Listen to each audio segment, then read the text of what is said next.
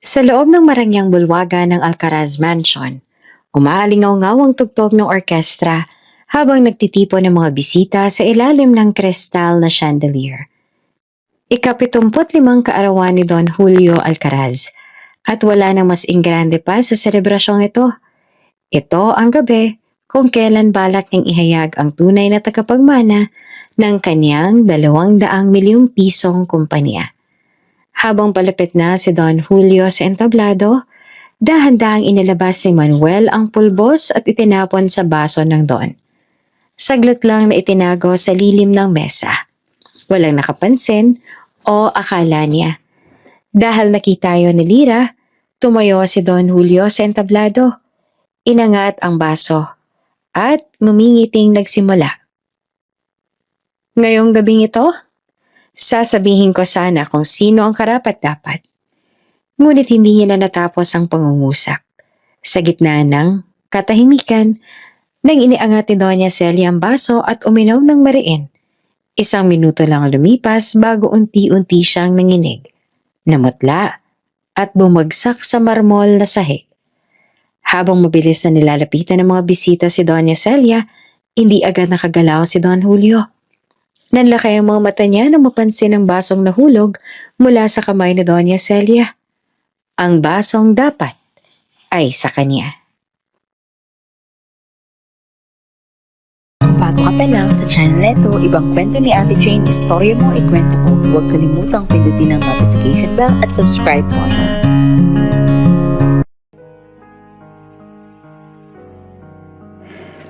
Mainit ang sikat ng araw sa Alcaraz Estate.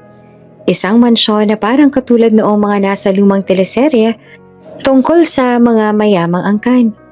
Malawak ang hardin, kumikintab ang mga bintana, at bawat sulok ay nagmumukhang eksena na hinihintay ang drama. Sa gitna ng lahat ng iyon ay si Don Julio Alcaraz, 74 na taong gulang. Ang matigas pero tahimik na pinuno ng Alcaraz Holdings. 200 milyong halaga ang kumpanya niya at buong buhay niya ay ginugol sa pagbuo nito. Sa labas, siya ay mukhang malakas pa, pero sa loob niya ay may mga lihim na sugat na hindi alam ng kahit na sino. Nakahawak siya sa tungkod habang nakaupo sa antigong bangko sa hardin. Malalim ang iniisip. Tahimik at halatang pinapanood ang paggalaw ng mga hardinero. Sa tabi niya ay nakalagay ang tasa ng tsaa. Mukhang ordinaryong umaga para sa may bigat sa hangin. Doon pumasok si Lira, 25 taong gulang. Ang kasambahay na halos hindi napapansin ng mundo pero hindi lusot sa matang mapagmased ni Don Julio. Don Julio, tapos ko na po ang pagdidilig ng mga rosas? Sabi ni Lira, mahinahon, halos nahihiya. Maglilipat po ako sa kabilang bahagi ng hardin. Doon ho ako magdidilig. Napatingin ang Don sa kanya. Malumanay ang tingin. May halong pag-aalaga sa kahit siya ay hindi alam kung saan ang gagaling. Umupo ka muna sandali, iha. Sabi niya. Halika rito. Nagulat si Lira, pero sumunod. Umupo siya sa gilid. Tuwid ang likod, parang bawal huminga ng malalim. Napapagod ka na naman, sabi ni Don Julio. Hindi ka dapat nagtatrabaho ng walang kain. Napayo ko si Lira, nahihiya. Kaya ko pa naman po, Don Julio. Mas sanay po ako sa trabaho kaysa sa nakaupo lang. Umiling ang Don. Hindi kailangan maging martir, kumain ka muna. Napangiti si Lira. Maliliit na ngiting bihira niyang ipakita. Salamat po pero huwag po kayong mag-alala sa akin. Nang marinig ng bata ang tono niya, lalo itong tumingin kay Don Julio. Hindi niya alam kung bakit may kakaibang pakiramdam siya kapag nasa paligid ito. Hindi romantiko, hindi ganon. Para itong tatay na hindi niya nakilala. At sa hindi niya maipaliwanag na dahilan, ganito rin ang pakiramdam ng Don. Pero bago pa makapagsalita ulit ang dalawa, dumating ang isang boses na mabilis makasira ng tahimik na umaga. Papa, andito pala kayo. Si Andrea, ang nag-iisang anak na babae na Don Julio. Maganda, elegante, sophisticado ang dating. Nakasuot ng mamahaling dress na parang dadalo sa charity ball kahit na ordinaryong araw lang naman. Sa likod niya ay ang asawa niyang si Manuel at sa pinakahuli ay ang palaging nakasunod na si Doña Celia, ang asawa ni Don Julio at eksperto sa pamimentas. Pagkakita ni Andrea kay Lyra, agad itong kumunot ang noo. "Ano na naman ang ginagawa mo dyan, Lyra?" Tanong niya na puno ng yabang. "Hindi ba dapat naglilinis ka sa kusina? Bakit ka nakaupo sa tabi ni Papa? Kasambahay ka lang naman ah." Tumayo agad si Lyra, halatang nabigla. "Ay pasensya na po, Ma'am Andrea. Tinawag lang po ako ni Don Julio." Napangisi si Andrea, halatang hindi kumbinsido. "Papa, seryoso? Bakit yung pinapalapit palagi ang kasambahay na yan? Hindi ba kayo nahihiya? Hindi siya marunong makisama. Hindi nga nakapagtapos yan ng high school. Walang alam. Wala naman siyang malaking ambag." Tumawa si Doña Celia, ang Alcaraz matriarch, sabay paypay na parang kontrabida sa teleserye. "Ay nako Andrea, baka gusto lang niyang maging close kay Julio para mapansin. Alam mo na, baka may gusto sa matanda. Bata pa, malandi at mahirap. Alam mo na ang kombinasyon." Panunuya nito na para bang hindi ang sariling asawa ang pinasasaringan.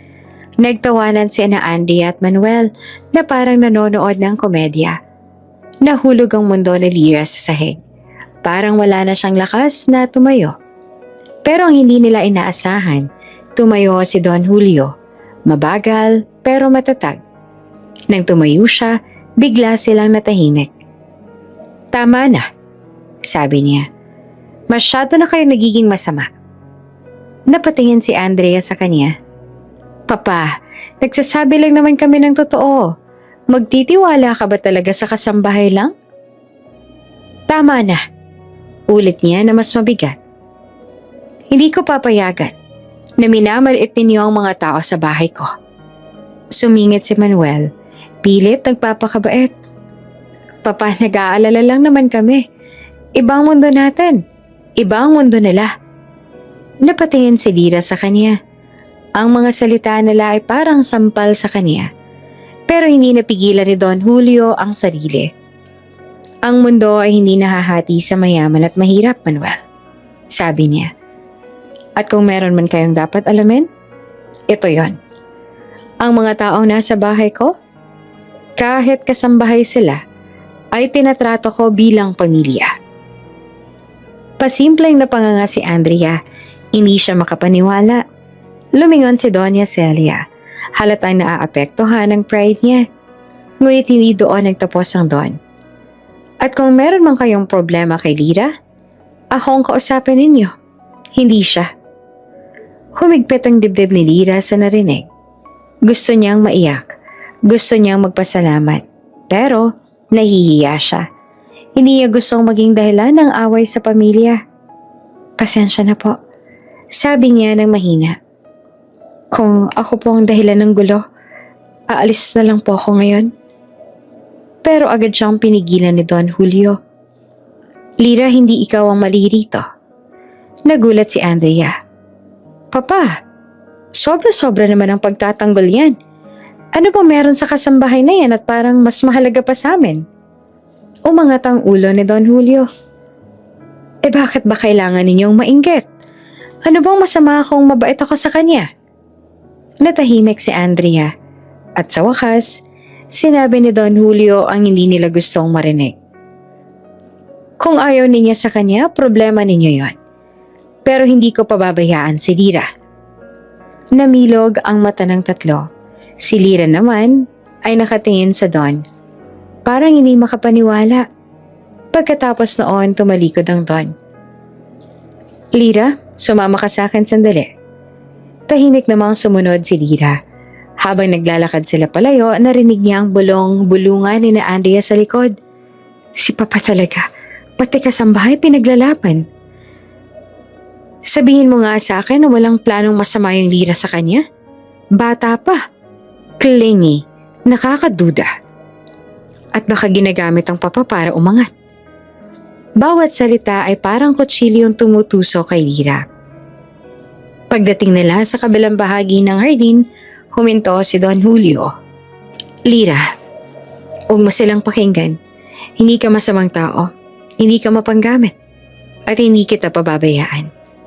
Napakagat labi si Lira. Pinipigilan ang luha. Don Julio, hindi ko po alam kung bakit ganito ang trato nila sa akin. Hindi ko naman po sila sinasaktan. Nagtatrabaho lang naman po ako. Pero ang bilis po nilang manghusga. Tao lang sila, sabi ni Don Julio. At minsan masakit silang magsalita. Pero ikaw, Lira, mabuti kang bata. Nakikita ako ayan. Unti-unting tumulo ang luha ni Lira. Hindi niya mapigilan.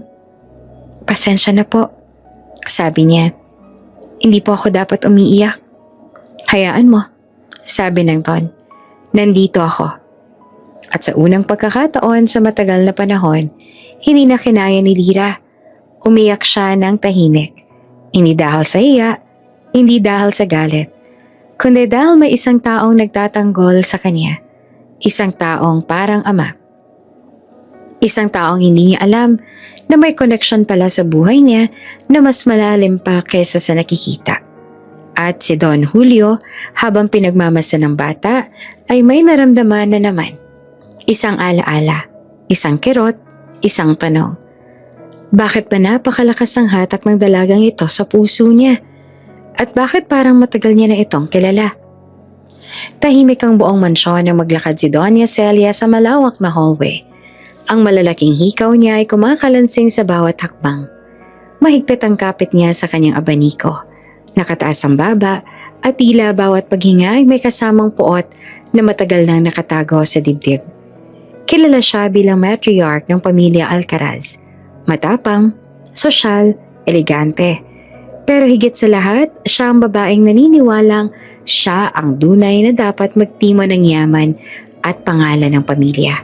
At kung hindi man siya, dapat ay si Manuel, ang tanging lalaking malapit sa kanya na maaaring umupo sa trono kapag wala na ang Don. Pumasok si Doña Celia sa malawak na dining hall kung saan naghahain ang mga kasambahay ng almusal. Walang naglakas ng loob na mag-ingay. Tila bawat tao ay nagtitipid ng paghinga. Sa gitna ng bulwagan ay nakaupo si Andrea, ang nag-iisa niyang anak na babae. Nakayuko ito, hawak ang cellphone at parang may iniisip. Hindi naman nagustuhan ni Doña Celia ang ayos nito. Lumapit siya. Pinagmasdan niya ang anak mula ulo hanggang paa. Andrea, malamig na tawag niya. Ganyan ka na naman umupo. Para kang squatter. Nakakairita kang tignan. Napakunot ang noo ni Andrea. Bahagyang ngumiti pero halatang pilit. Ma, maaga pa. Kakagising ko lang. Cut me some slack, please. Alam kong kakagising mo lang, kitang-kita sa ayos mo. Sagot ni Doña Celia. Hindi ka malang nag-effort ayusin ang sarili mo? Ikaw pa naman ang asawa ni Manuel. Hindi ka ba nahihiya sa ugali mo na yan? Napayo ko si Andrea. Ma, kumakain lang naman ako. Hindi pa tapos ang Doña.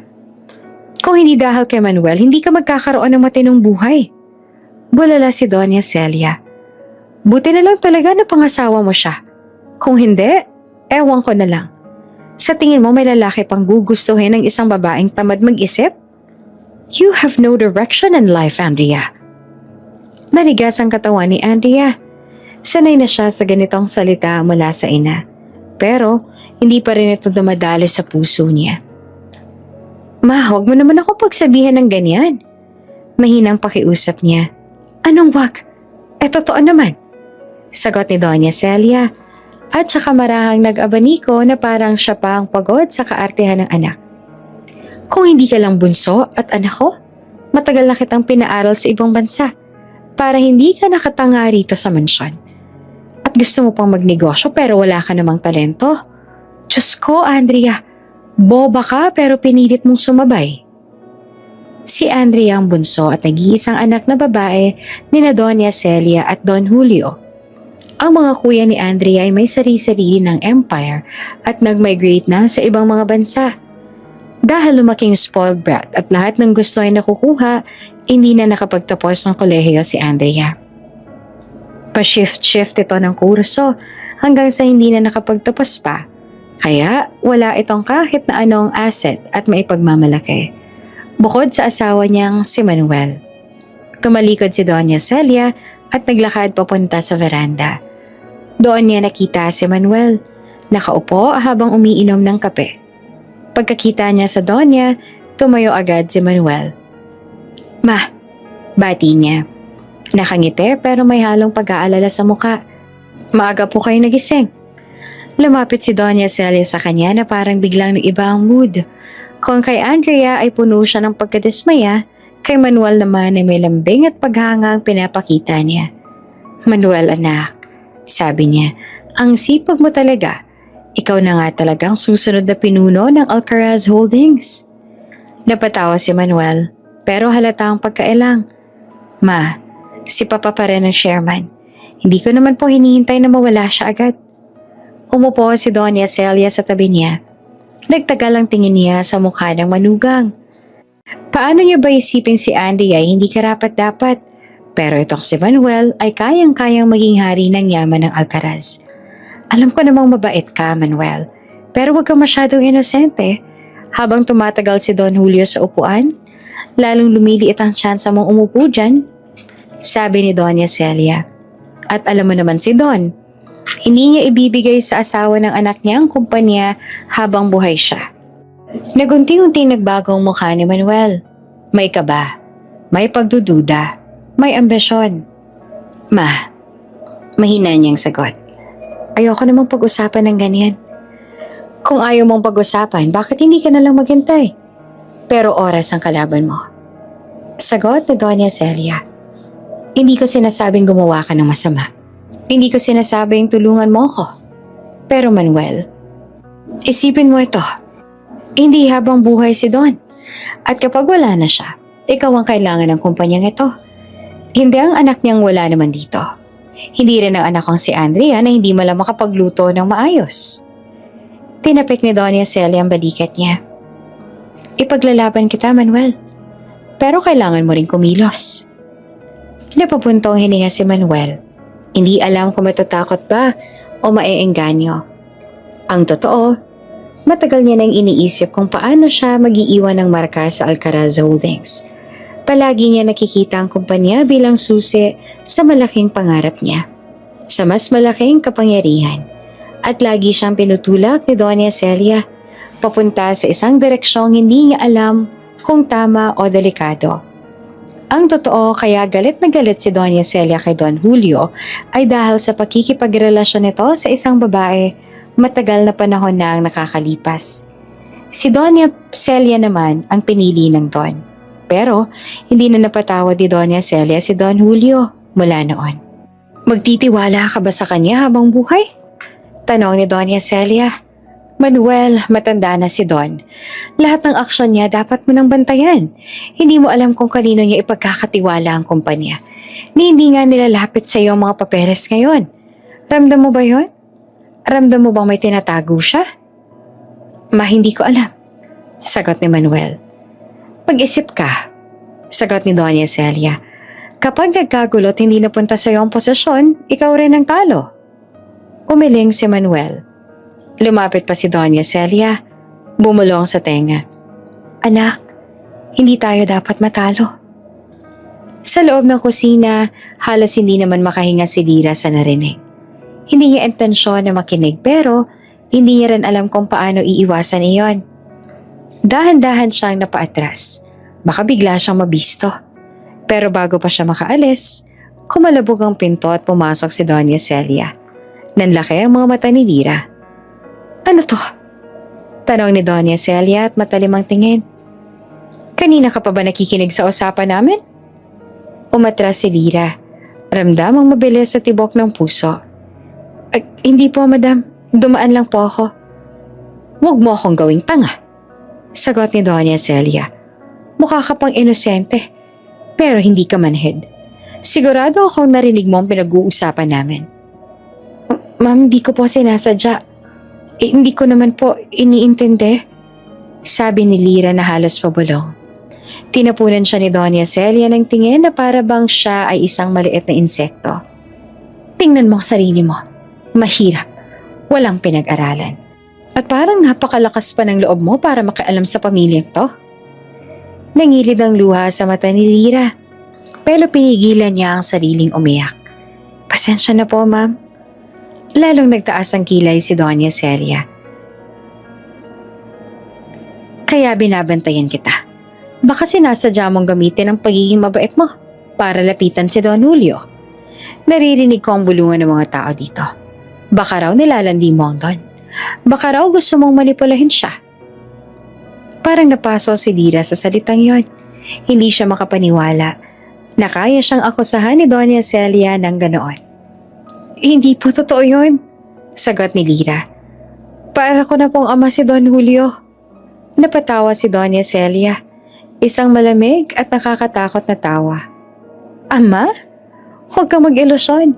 Hindi ka niya anak. Hindi ka niya pamilya. At walang kahit anong dahilan para mahalin ka niya na parang tunay na dugo.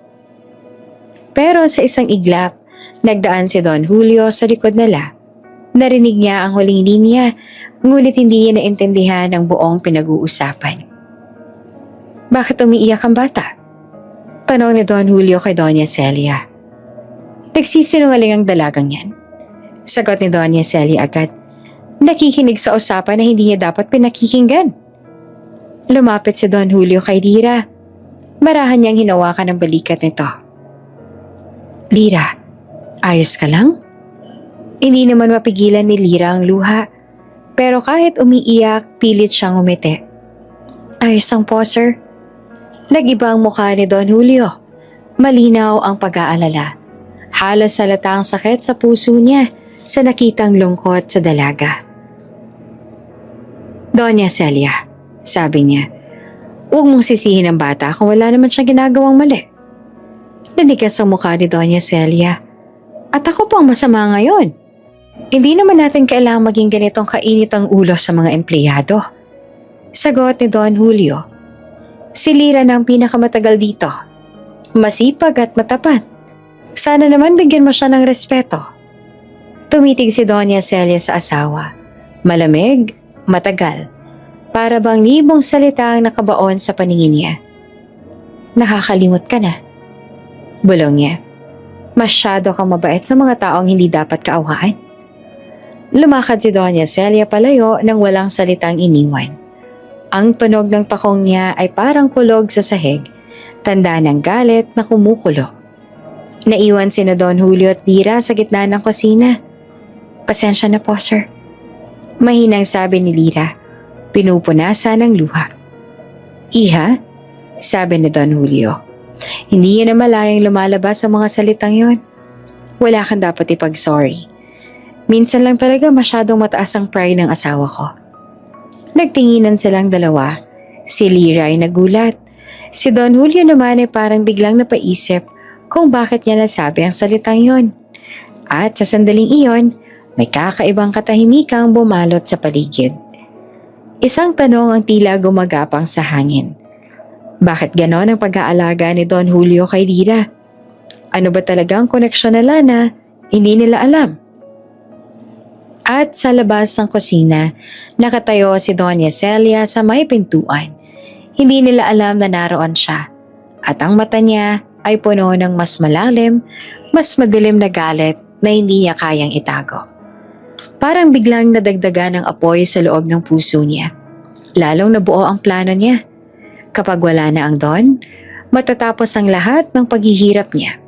At si Manuel ang uupo sa trono. Hindi niya hahayaang hadlangan iyon ng kahit na sino. Kahit ni Lyra, kahit ng sariling asawa, kahit ng nakaraan. Isang umaga, tahimik ang Alcaraz Estate. Ang mga hardin ay puno ng hamog. Ang bulaklak ay nakatingin sa sinag ng araw. Sa loob ng mansyon, abala si Don Julio sa kanyang opisina. Nakaupo sa likod ng malawak na desk. Nakatuon sa mga dokumento at papel na tila may malalim na kahulugan para sa kanyang ika-75 kaarawan. Hindi pa tapos ang mga plano niya. May mga dokumento siyang binabalikan at sinusuri. Tila bawat letra ay may nakatagong lihim.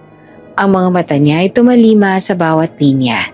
Iniisip kung sino bang karapat-dapat sa kanyang imperyo. Sa gitna ng katahimikan, may kumatok sa pinto. "Don Julio, may bisita po," sabi ng kasambahay.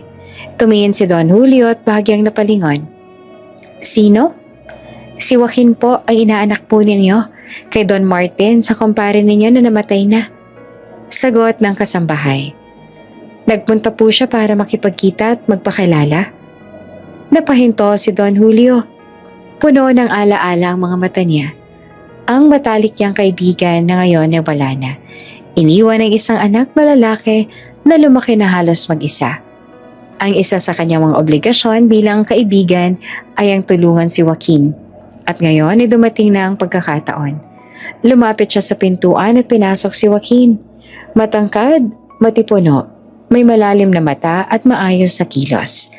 Parang pinagsama-sama ang dignidad ng isang batang lalaki at ang karisma ng isang lalaking handa nang harapin ang mundo. "Joaquin," mahinahong bati ni Don Julio. "Lumaki ka na. Halika, umupo ka." "Salamat po, Ninong Julio," sagot naman ni Joaquin. Mahinhin ngunit may galaw na nagpapakita ng tiwala at respeto. "Gusto ko pong matutumala sa inyo. Alam kong marami kayong alam tungkol sa negosyo ng kumpare ninyo at gusto ko pong mapalago ito." Napangiti si Don Julio. "Kaya nga nandito ka. Pero bago ang negosyo, gusto kong makita kung paano ka mamuhay sa paligid ng pamilya at sa mansyon na ito."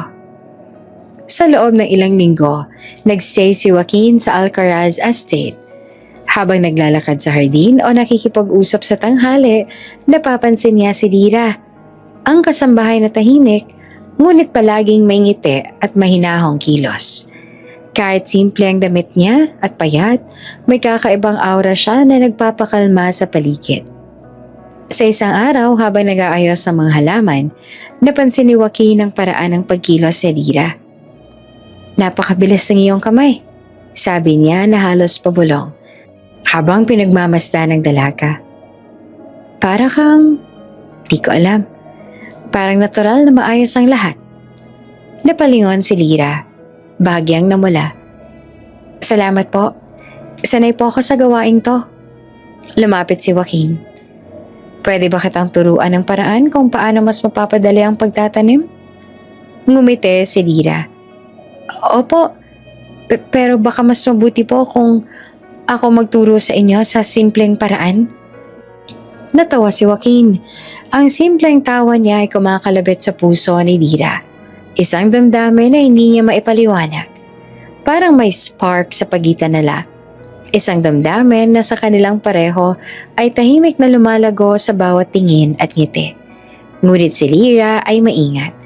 Alam niya kung sino siya at kung sino si Joaquin. Para sa kanya, ang mundo ng mga mayayamang tulad niya ay langit. At siya ay hamak na nasa lupa lamang. Hindi niya gustong masaktan. Hindi niya gustong umasa ng sobra. Kaya kahit madalas silang magkasama sa maliit na gawain, palaging may distansya sa puso niya. Isang hapon, habang nag-uusap silang dalawa sa hardin, hindi sinasadyang pumasok si Don Julio sa veranda at nakita sila mula sa malayo. Nakita niya ang paraan ng pagkakausap nila. Ang tahimik na kilig sa mata ni Joaquin, ang pag-aalangan ni Lira sa bawat sagot. Nanlaki ang mga mata ni Don Julio. Bahagyang nanginginig ang kamay. Para bang may lumang alaalang bumabalot sa kanya. Isang damdaming hindi niya inaasahang maramdaman sa tuwing nakikita si Lira. "Napakabait ng batang yan," bulong niya sa sarili. "Kakaiba." Hindi niya alam kung bakit. Ngunit may bahagyang kirot sa dibdib niya, isang halo ng pagtatanggol at pagkabahala. Samantala sa loob naman ng mansyon, patuloy ang Doña Celia sa kanyang mga plano. Nakaupo siya sa kanyang lamesa, nakatingin kay Manuel na nagbabasa ng mga dokumento. "Manuel?" Mahina niyang bulong. May halong lambing at pagkumpas. "Kailangan mong maging mas malapit pa kay Don Julio. Hindi sapat na basta asawa ka lang ng anak ko. Kailangang maramdaman niya ang presensya mo, ang dedikasyon mo." Napatingin si Manuel, medyo nag-aalangan. "Ma, pero po si Joaquin po inaanak niya." Parang mas malalim ang koneksyon niya roon. Anak ba naman ng kumpare niya? Ngumiti si Celia, malamig at panatag. Alam ko yon, kaya nga kailangan mong pagtuunan ng pansin. Sa huli, ikaw pa rin ang karapat-dapat at hindi si Joaquin. Inaanak lang naman siya. Samantalang ikaw, asawa ka ng anak ko at ikaw ang lalaki na dapat tumanggap ng kumpanyang ito. Kapag napansin mo ang mga galaw ni Julio, gagamitin mo yon. Hindi naman makapagsalita si Manuel. Ramdam niya ang pressure. Ang don niya ay maingat ngunit may tsak na plano. Bawat salita niya ay parang gabay at banta ng sabay. Habang nag-uusap sila sa kabilang silid, si Andrea ay naglalakad at nakakita kay Lyra at Joaquin sa veranda. Hindi niya maiwasan ang pagsulyap at ramdam ang kakaibang kerot sa dibdib niya. Si Papa talaga, bulong niya sa sarili. Noong nandito ang mga kuya, lahat ng atensyon nasa kanila. Ngayon naman na kay Joaquin. Curse ba na naging babaeng anak ako? Aren't I supposed to be special? Ang galit, selos at insecurity ni Andrea ay pumuno sa kanyang katawan. Napansin niya na kahit hindi niya maintindihan, may bagay sa pagitan ni Joaquin at Lyra na nagpapainit sa puso ng ama niya. Ngunit si Lyra ay tahimik. Hindi siya nagpapakita ng emosyon. Kahit na alam niyang pinag-uusapan siya sa likod ng kanyang mga mata. Alam niya kung sino siya at ano ang lugar niya sa mundong ito. Samantala si Don Julio naman bumalik sa opisina. Nakaupo, muling bumalik sa mga dokumento. Muli niyang binuklat ang mga papeles tungkol sa kanyang mga tagapagmana. Ang 75th birthday niya ay nalalapit na at malinaw sa kanya kung sino ang karapat-dapat. Ngunit habang sinusuri ang mga numero, pangalan at legal na papel, ang alaala ng maliit na tanong na bumabalot sa kanya tungkol kay Lyra ay muling bumalik. Para bang may kahalagahan ng dalaga sa higit pa sa simpleng kasambuhay. Sa veranda, si Joaquin naman ay nagbabalik ng ngiti kay Lyra. Salamat sa pagtuturo, sabi niya. Hindi ko akalaing magiging madali ang lahat dahil sa'yo. Ngumiti naman si Lyra. Opo, pero hindi po ako sigurado kung tama po na sobra kayo nakikinig sa akin na hindi po ako galing sa mundo ninyo. Tumingin si Joaquin sa kanya, may halong paghanga. Hindi yan mahalaga sa akin, sagot niya. Para sa akin, mahalaga kung sino ka talaga at kung ganong kabusilak ang puso mo. Hindi na nakasagot si Lyra. Napatingin siya sa paligid, sa hardin, sa mansyon. Sa dagat ng karangyaan, alam niyang hindi niya tunay na bahagi. Sa loob ng mansyon, si Doña Celia ay nakangiti habang nakamasid kay Manuel. Alam niya na bawat hakbang ay pinaplanong mabuti. Alam niya na sa huling araw, kapag nawala ang Don, si Manuel ang uupo at walang sino man, kahit pa si Joaquin, ang makakapigil sa kanya. Ngunit sa isang sulok, tahimik si Lyra na nakatayo. Alam niya na ang puso niya ay nagsisimulang umakma sa isang damdamin na hindi niya dapat kilalanin. At sa veranda, ang unang hibla ng pagtingin na Joaquin at Lyra ay tila walang hangganan. Isang lihim na nagsisimulang umusbong sa ilalim ng mata ng lahat. Tahimik ang hapon sa Alcaraz Mansion. Mainit ang sikat ng araw na tumatama sa malalaking bintana ng library. At ang mga lumang libro sa estante ay tila nanonood habang si Lyra ay nagliligpit ng mga nakakalat na papeles ni Don Julio. Maingat siyang kumilos. Halos parang takot siyang makagambala sa katahimikan. Napakaganda ng kwartong iyon. Mabango ang amoy ng lumang papel at kahoy. Minsan, naiisip ni Lyra na kung may lugar na nagtatago ng sekreto, ito iyon. Habang nag-aayos siya ng mga libro, may isang luma at makapal na volume na tila nakausli. Nilapit niya ang kamay at banayad na hinila yon. Pagbukas niya, may nalaglag na maliit na lumang litrato. Napatigal siya. Isang sepia tone na larawan. Halatang napakatagal na. Nasa gitna si Don Julio. Ilang taon na nakalipas. Nasa 50 siguro doon.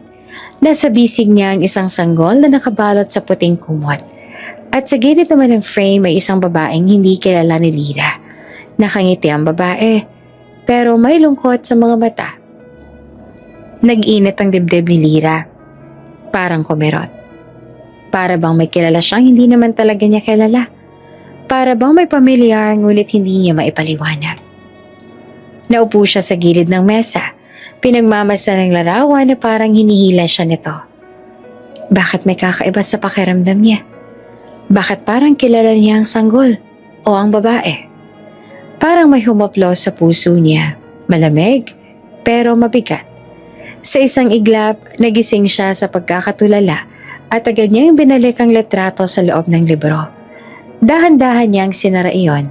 Halos nanginginig ang mga daliri niya. Ngunit bago pa siya makalayo, tumunog ang pinto. Pumasok si Don Julio. Suot niya ang malinis na polo at nakaantabay ang mabigat ngunit malamlam na tingin. Pagkakita niya kay Lyra, bahagya siyang umiti. Iyong ngiting bihira lang ibigay ng Don, lalo na ngayon na lagi siyang pagod at puno ng isipin. Lyra, mahinahon niyang tawag. Bakit parang natigilan ka dyan? May nalaglag ba? Napakagatlabi si Lyra at umiling. Wala po, Don. Nag-ayos lang po ako. May nalaglag lang na papel. Lumapit si Don Julio at mabagal pero may dignidad sa bawat akbang. Ang tingin niya ay lumipat sa libro na hawak ni Lyra. Pagkatapos sa isang mukha nito. Sigurado ka ba? Tanong niya. May bahagyang pag-aalala sa tono nito. Para kasing ibang tingin mo. Napalunok si Lyra. Hindi niya alam kung bakit hindi siya makapagsinungaling ng matagal sa harap ng Don. Nagulat lang po ako. May nakita lang po akong lumang bagay. Anong bagay? Tanong ni Don Julio. Mas malambot ang boses. Parang natatakot malaman ang sagot. Maliit lang po. Hindi naman po importante. Sagot ni Lyra. Pinalik ko na po. Hindi na nagtanong pa si Don Julio. Pero hindi na rin nawala ang pag-aalala sa mga mata niya. Tila ba may sariling bigat ang katahimikan na sumunod. Lyra, mahina niyang sabi. Kung may makita kang kahit ano tungkol sa akin, huwag kang matatakot na sabihin sa akin. Hindi naman kita pagsasabihan. Ngumiti si Lyra, pero halatang pilit. Opo, Don. Nakatitig lang sa kanya ang Don. May kakaibang lambing na hindi niya maipaliwanag. Parang may koneksyon silang dalawa na hindi maintindihan ng iba. At tila naramdaman niyo ni Don Julio. Napalalim ang hinga niya. At saglit na umangat ang kamay niya na parang hahawakan ng balikat ni Lyra. Pero bigla niya itong binawi. Mag-ingat ka, palagi, sabi niya, lalo na ngayon. Hindi naman maintindihan ni Lyra ang ibig niya sabihin.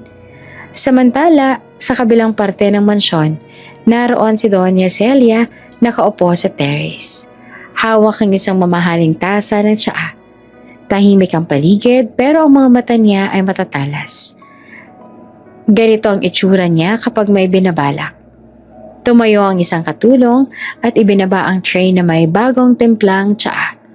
Umalis ito pagkatapos magbigay galang. Nang wala nang nakatingin, inilapit ni Doña Celia ang maliit na boteng nakatago sa gilid ng kanyang upuan. Isang mild sedative. Hindi sapat para makapatay ng tao. Pero sapat para maging tulog ang utak nitong si Don Julio. Sapat para mawala nito ng focus. Sapat para maging dependent sa kanya at sa wakas ay mawala ang kontrol sa kumpanya. Tiningnan niyang mabuti ang tsaa. Walang emosyon sa mukha niya. Parang kalma na pusa bago umatake. Kaunting tulong lang, bulong niya. Mas mabuti ito kaysa patuloy niyang hawakan ng lahat. Binuksan niya ang bote at tinaktak ang ilang patak sa tsaa. Tiningnan niya yon ng sandali. Walang nagbago sa kulay. Perpekto. Julio, oras na para magpahinga ka. Dagdag niya sa sarili.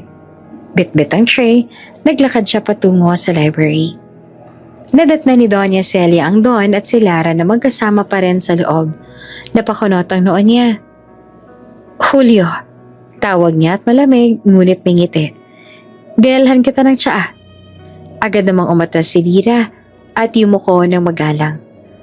Magpapaalam na po ako, Don, Donya.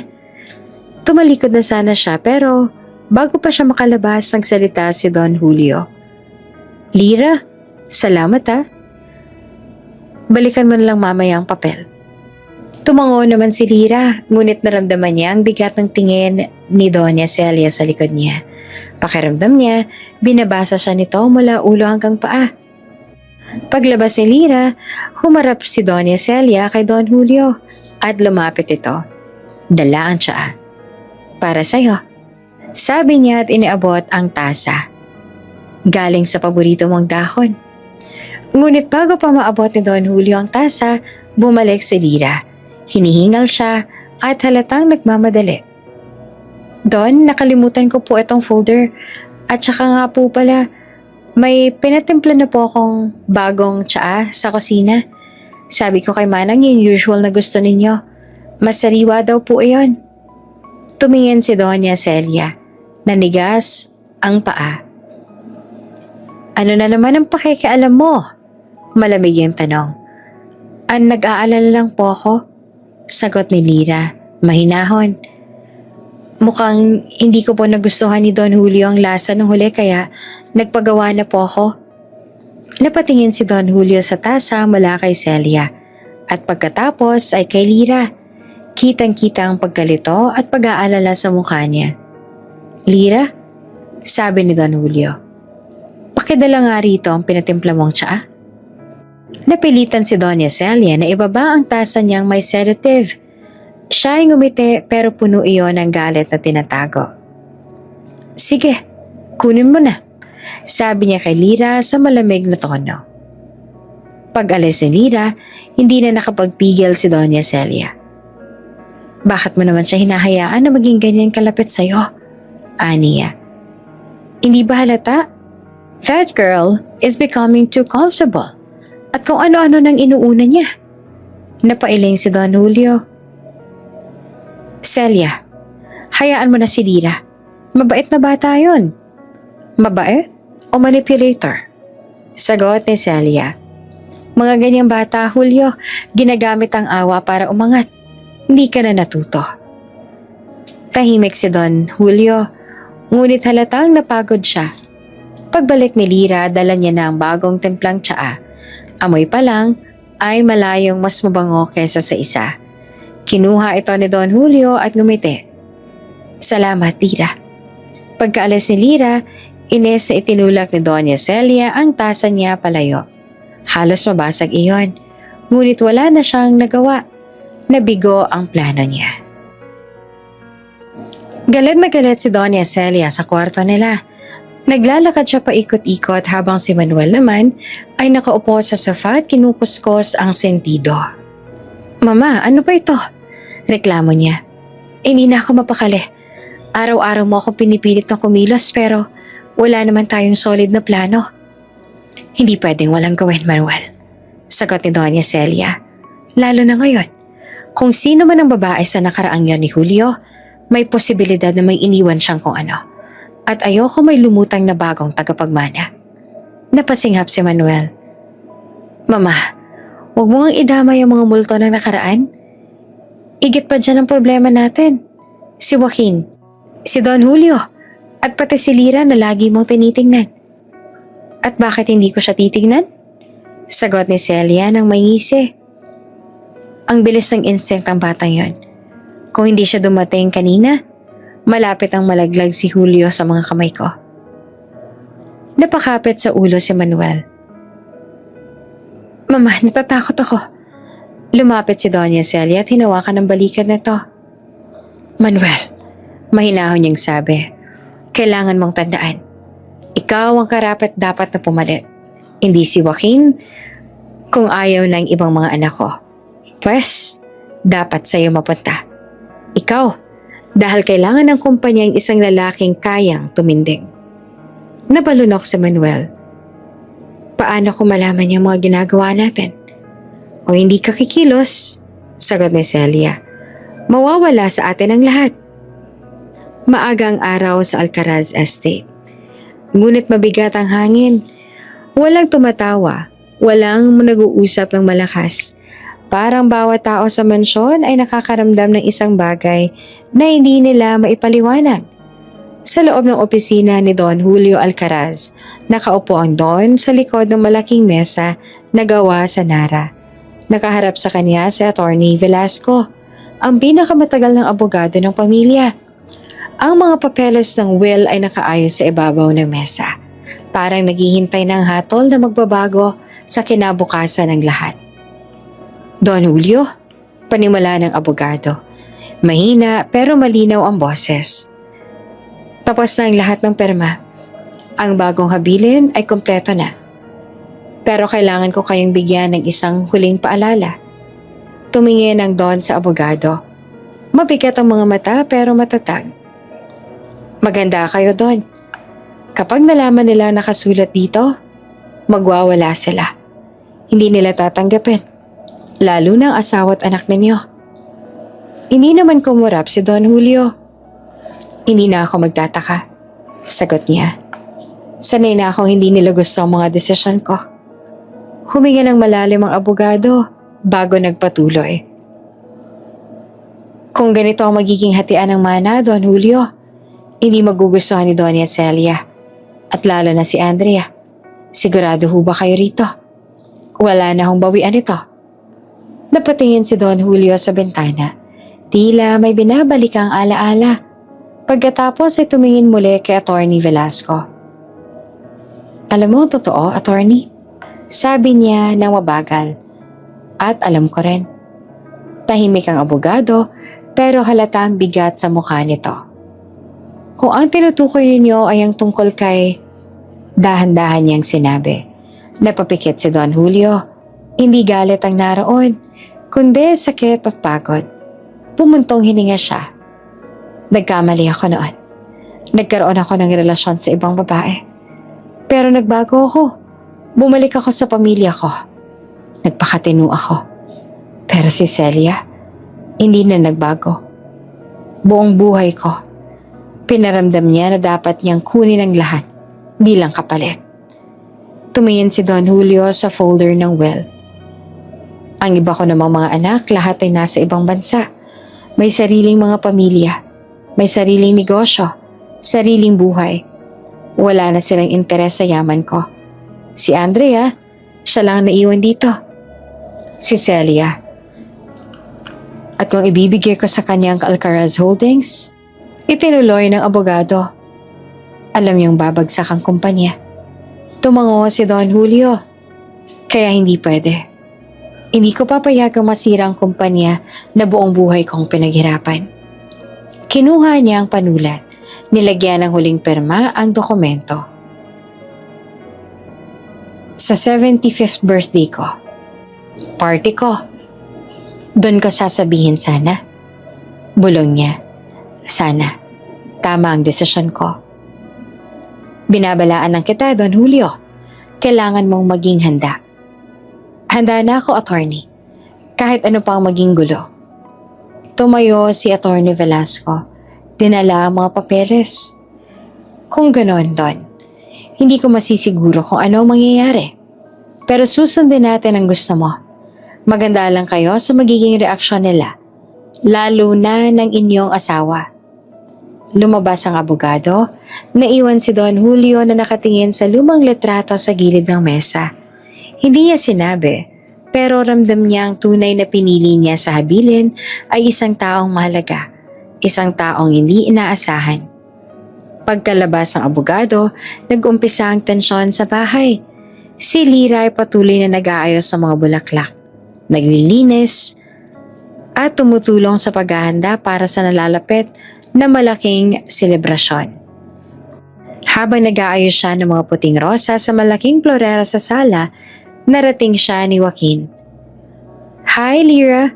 Bati niya at nakangiting parang bagong gising mula sa mabigat na trabaho.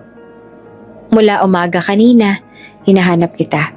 Hindi ka lumalabas sa kusina. Nagulat si Lira. Sabay ko. Pasensya na po. Marami lang po kailangan gawin para sa birthday ni Don Julio. Huwag mo na akong gamitan ng po. Sagot naman ni Joaquin habang nakangiti. Mas tumatanda ako sa ganyang tawag. Napangiti si Lira kahit pilit. Totoo naman po na mas matanda kayo sa akin. Di ba ho, 30 na kayo? Sagot niya. Natatawang tumugon naman si Joaquin. Tingin mo ba? Gusto kong tanggapin yan? Biro pa niya. Sabay tawa nilang dalawa. Ngunit hindi nagtagal ang sandali dahil biglang sumulpot si Andrea. Nakakimono pa pero nakataas ang kilay. Joaquin? Sabi niya. Kanina pa kita hinahanap pa. Dito ka lang pala nakikipagkwentuhan. Umatras agad si Lyra. Pasensya na po, Ma'am Andrea. Aalis na po ako. Teka lang, sabi ni Andrea. May tingin kay Joaquin.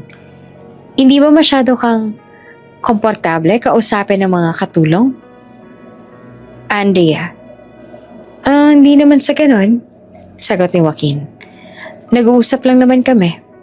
Nako, Joaquin, kilala ko ang mga ganyan. Sagot ni Andrea. Mabait sa harap. Pero kapag umasa, ayaw mo yun ha? Yung iba pa naman ngayon ay masyadong feeling. Akala mo, belong. Napatigil si Lyra pero hindi nagsalita. Namula si Joaquin na parang halatang pikon. Andrea, grabe ka naman magsalita. Ako pa talaga ang grabe? Sagot ni Andrea.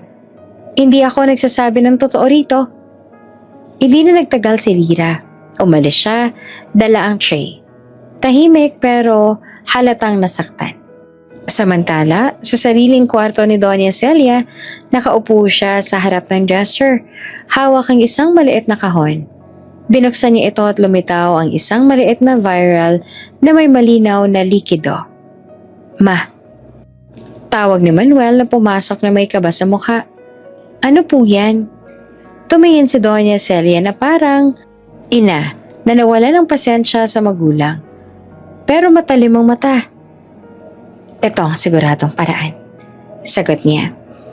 Hindi sapat ang sedative. Hindi tatalab sa matandang yon. Masyado siyang alerto.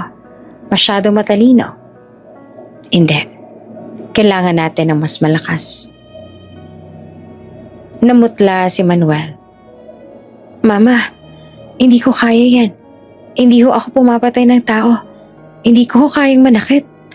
Hindi ko kayang gawin yan sa papa ni Andrea. Tatay pa rin po siya ng asawa ko. Natawa ng malakas si Doña Celia. Malakas na siyang ikinagulat naman ni Manuel.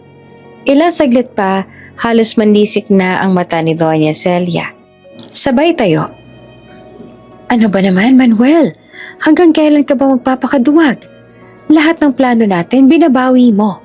Paulit-ulit. Wala kang paninindigan. Mama, hindi ganito ang usapin natin ha? Sagot ni Manuel. Ano hindi ganito? Sigaw ni Doña Celia. Magpapakatanga na lang ba tayo habang pinipili ni Julio ang iba? Inaanak lang niya si Joaquin, hindi niya kadugo. Kung mapupunta sa kanyang kumpanya, wala nang pag-asa si Andrea. Patuloy nito sa buong pag-iisip na kay Joaquin mapupunta ang mana. Nanginginig ang boses ni Manuel. Mama, hindi po sure na si Joaquin ang pipiliin ni Don Julio. Di ka talaga nag-iisip, sagot ni Doña Celia. Sa lahat ng anak ko, si Andre ang pinakamahina. Si Andre ang walang sariling asset. Si Andre ang walang sariling pera. Kung mawala si Julio, wala siyang masisilungan. Saan siya tatakbo? Sa mga kuya niya na ayaw rin sa kanya? Nag-iwas ang tingin si Manuel. Pero nang tawagin siya ng Donya, napatingin siyang muli. Kung mahal mo ang asawa mo, sabi ni Doña Celia, gagawin mo ito. Habang palapit ng palapit ang birthday celebration, mas lumalaki ang tensyon sa mansyon. Minsan, habang nagluluto si Lyra sa kusina, napapansin niya na may mga bulungan ng mga katulong. May umiiwas ang tingin. May biglang tigil kapag dumadaan siya. Hindi alam ni Lyra kung bakit, pero ramdam niya. Parang may nagtatago sa anino. Parang may nakatingin sa bawat galaw niya.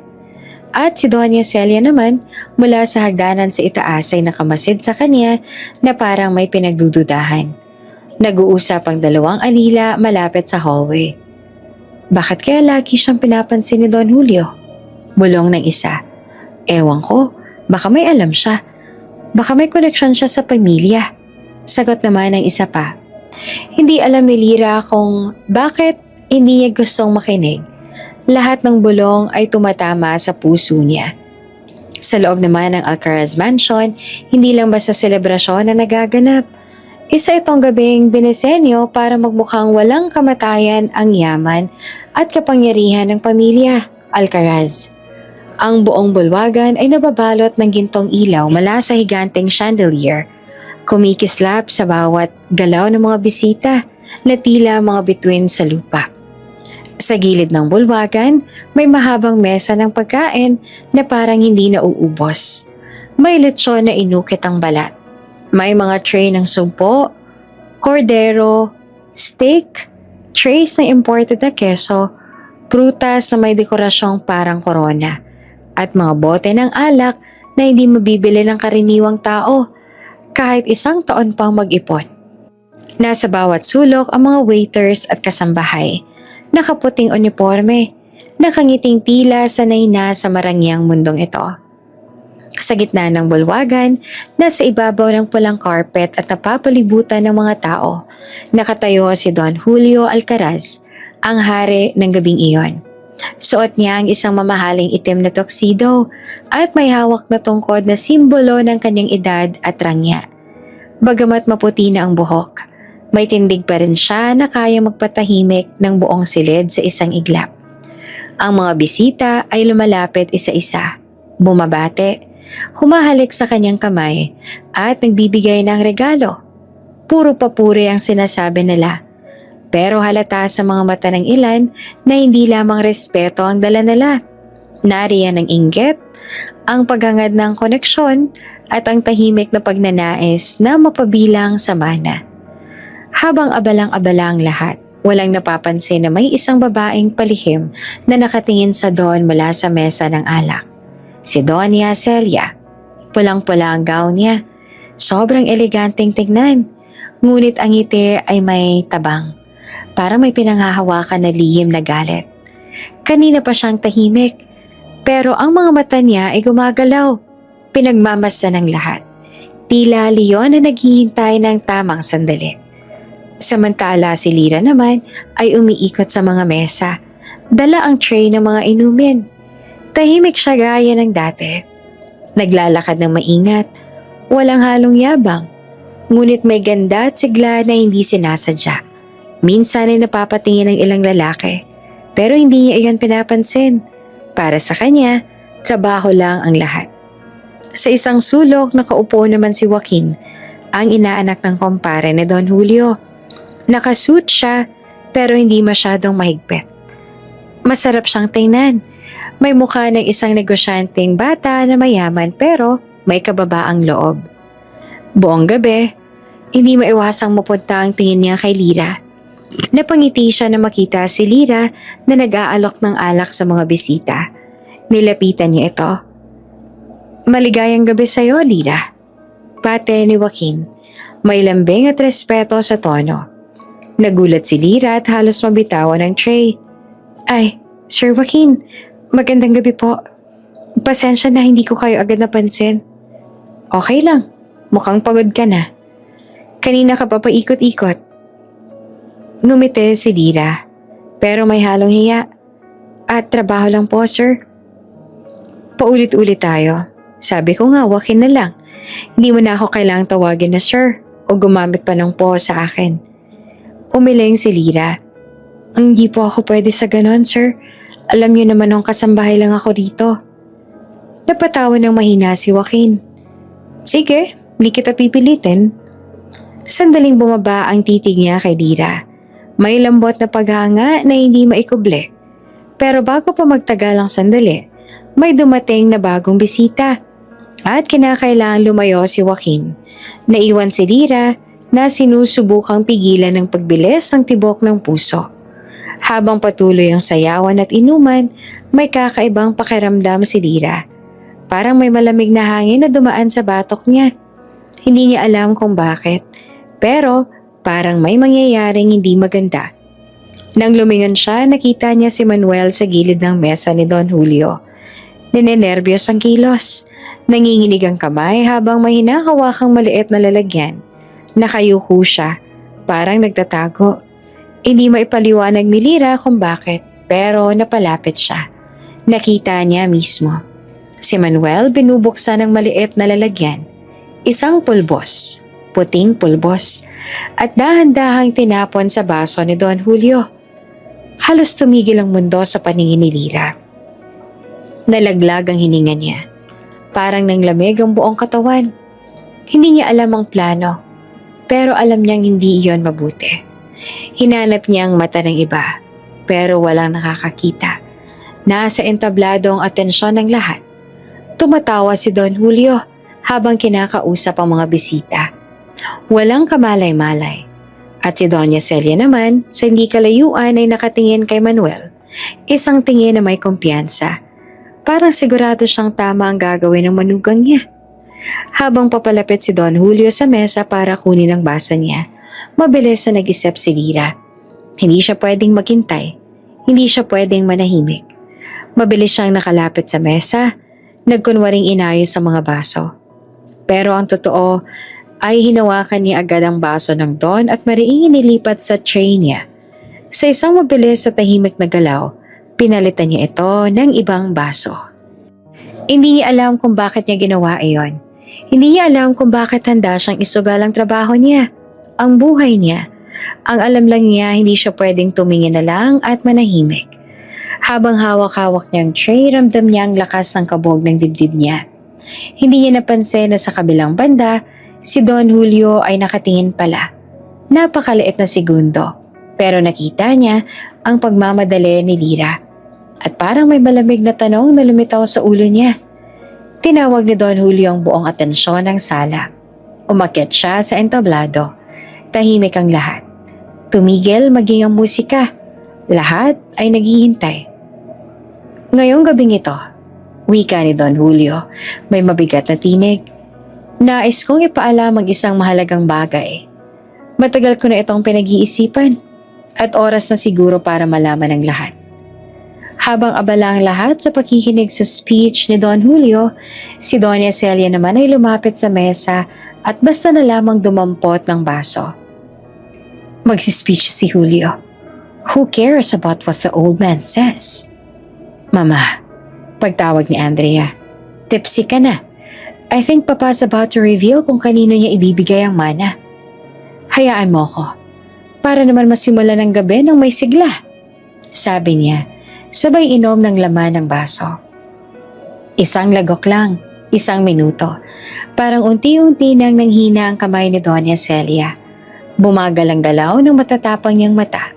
Napalitan ng kalituhan na para bang may hindi siya maintindihan. Tumingin siya kay Don Julio at para bang nagsusumigaw ang kanyang tingin na may mali, na may nangyari. At bago pa man may makasalo, bumagsak siya sa malamig na marmol na sahig. Celia? Sigaw ni Don Julio. Halos mabasag ang boses habang lumalapit sa tabi ng asawa. Celia! Nagkagulo ang mga bisita. May sumigaw, may nahulog ang baso, may tumakbo pa palayo. Ang ilan ay nag-livestream pa nang mangyari iyon. Kumalat ang kaguluhan na parang apoy. Si Lyra nung lalamig ang katawan, nakapako ang tingin sa basong nahulog mula sa kamay ng Donya. Ang basong dapat ay para kay Don Julio. At sa isang iglap, napatingin siya kay Manuel. Si Manuel ay putlang-putla, nanginginig, parang mawawala ng malay. Napatingin din siya kay Doña Celia at bumalik ang tingin kay Lyra. Parang alam ni Lyra ang ginawa niya. Sa gitna ng lahat, ramdam ni Lyra ang tingin ni Joaquin sa kanya. Nag-aalala, naguguluhan, pero hindi niya magawang lumapit dahil abala ang buong pamilya.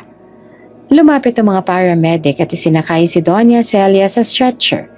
Habang papasok sa ambulansya, narinig ang tinig ng emergency respondent. Mukhang nalasa ng pasyente. Tumigil ang puso ni Don Julio sandali. At bago sumara ang pinto, nagniningning ang mata niya sa isang katotohanang bigla niyang naunawaan. Ang basong dapat sana'y nasa kamay niya. Lira, bulong ni Don Julio at hindi makapaniwala. Parang biglang nag-iba ang lahat. At ang gabing yon, na dapat sana'y pagdiriwang, ay naging pagsisimula ng isang paglalantad ng matagal na nakatagong katotohanan. Sa kabilang sulok nakatayo si Andrea, nakamasid sa bawat galaw ni Lira. Ang babae ay tahimik, nakatayo sa gilid ng bulwagan. Hawak ang tray na kanina niyang dala sa gabi ng birthday. Lira, bulong ni Andrea, halatang galit at selos. Ano bang ginagawa mo sa baso ni Mama? Bakit parang may kakaiba kang kinikilos? Si Lira naman ay natigilan, napatingin sa baba. Di alam kung anong sasabihin. Hindi ko po ginawa. Sagot niya na mahina at halos pabulong. Ngunit si Andrea hindi mapigil ang galit. Huwag mo akong pinagloloko. Papatayin mo si Mama tapos sa'yo papasa ang kumpanya? Papatayin mo ang papa para sa'yo ang kapakinabangan? Paano mo nagawa yan, Lira? Lumingon si Joaquin. Galit ngunit kalmado. Tumayo sa pagitan ng dalawa. Andrea, tigilan mo na. Wala siyang ginawa. Huwag mo siyang sisisihin na hindi mo alam ang buong kwento. Joaquin, huwag kang makialam. Di mo alam. Sigaw ni Andrea na halos umiiyak na sa galit. Kung si Papa lang nakikinig sa kanya, ikaw din dyan papasukin. Si Lira tahimik na nakatingin sa sahig at halos hindi na makagalaw. Ang puso niya ay mabilis sa tumibok, puno ng pagod, takot at kalituhan. Hindi niya maipaliwanag sa sarili kung bakit siya nandito. Bakit siya nasali sa gulo na hindi niya lubos na unawaan. Matapos ang kaunting tensyon, dinala si Lira sa tabi ni Don Julio. Tahimik siyang humarap sa kanya. Ang mata ng Don ay malalim at mapanuri. Parang nakikita niya ang bawat lihim sa puso ng babae. Lira, mahina ngunit malinaw ang boses ng Don. Salamat. Hindi ko alam kung paano na kung hindi mo ginawa yun. Nanlaki ang mata ni Lira. Don Julio, hindi ko po sinasadya. Hindi ko po alam. Huminga si Don Julio ng malalim. Nakatingin sa kanya ang matagal bago tumigil sa paghinga sandali. Sino ka ba talaga? Tanong niya at may halong pagtataka at pangamba. Di ko lubos na nauunawaan. Bakit ganito ang ginagawa niyo para sa akin? Napailing si Lira. Ang dami ng tanong sa kanyang sarili. Ang dami niyang hindi alam tungkol sa sarili niya. Ang dami ng bagay na matagal nang nakatago sa puso niya. Hindi ko po alam, Don Julio. Hindi ko rin po maintindihan. Si Joaquin ay mabilis na lumapit. Wala siyang ginawang masama. Ninong, naniniwala ako sa kanya. Lagi ko nakikita ang kabutihan sa kanyang puso. Ngunit bago pa man magtagal, naramdaman nila ang bigat ng bagong pangyayari. May malakas na tunog sa pinto. Pulis! Sigaw ng isang boses. 2 pulis ang pumasok. May hawak na notebook at badge. We received a call. Ang tawag po ay tungkol sa may kinasasangkutan ng insidente sa party. Kailangan naming magsagawa ng paunang investigasyon. Sabi ng isa. Nagulat ang lahat. Ang tensyon ay mas lumakas at ang bawat mata ay nakatingin kay Lira.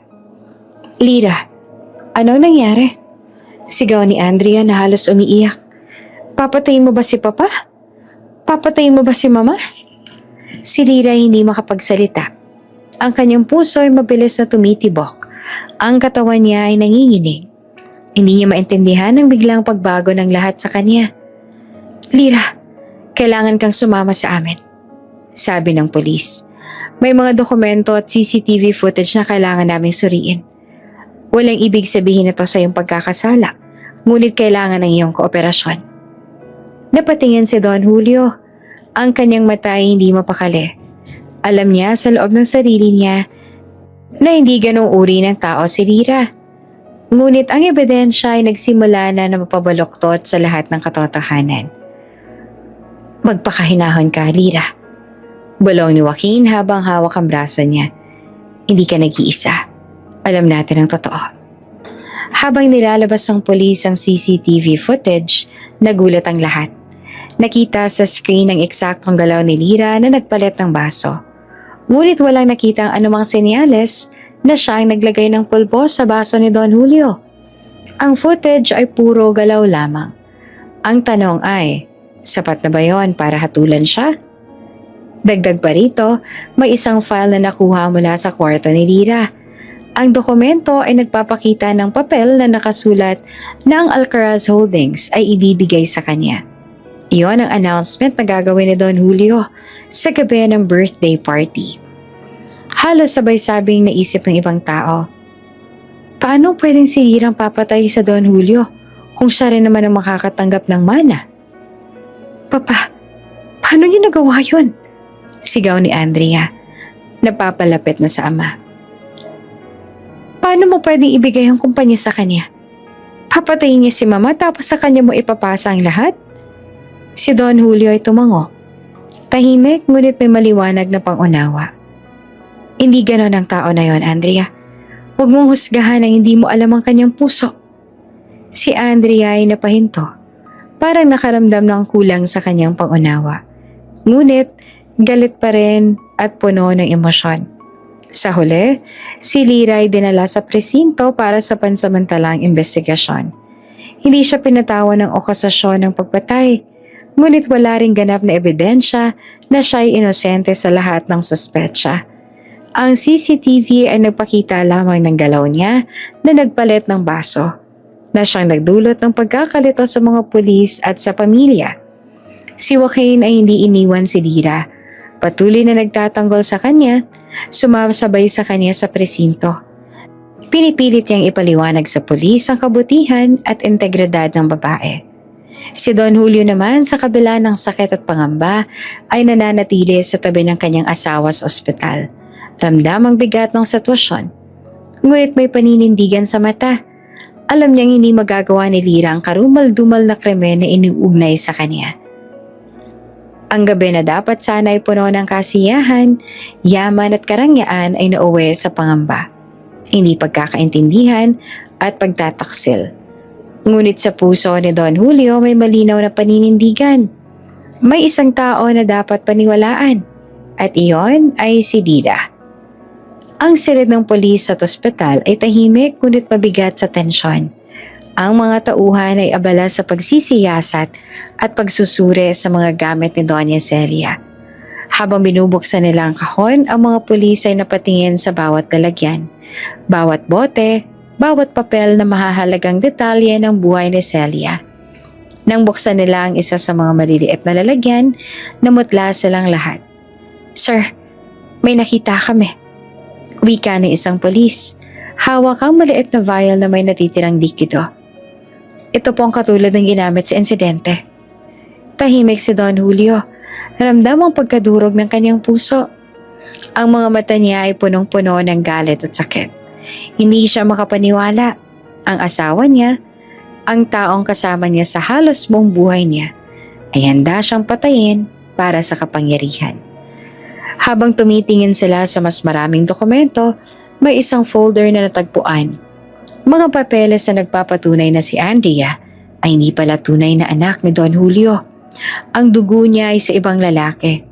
Anak sa isang lihim na relasyon ni Doña Celia, maraming taon na ang nakalilipas. Andrea, she's not my...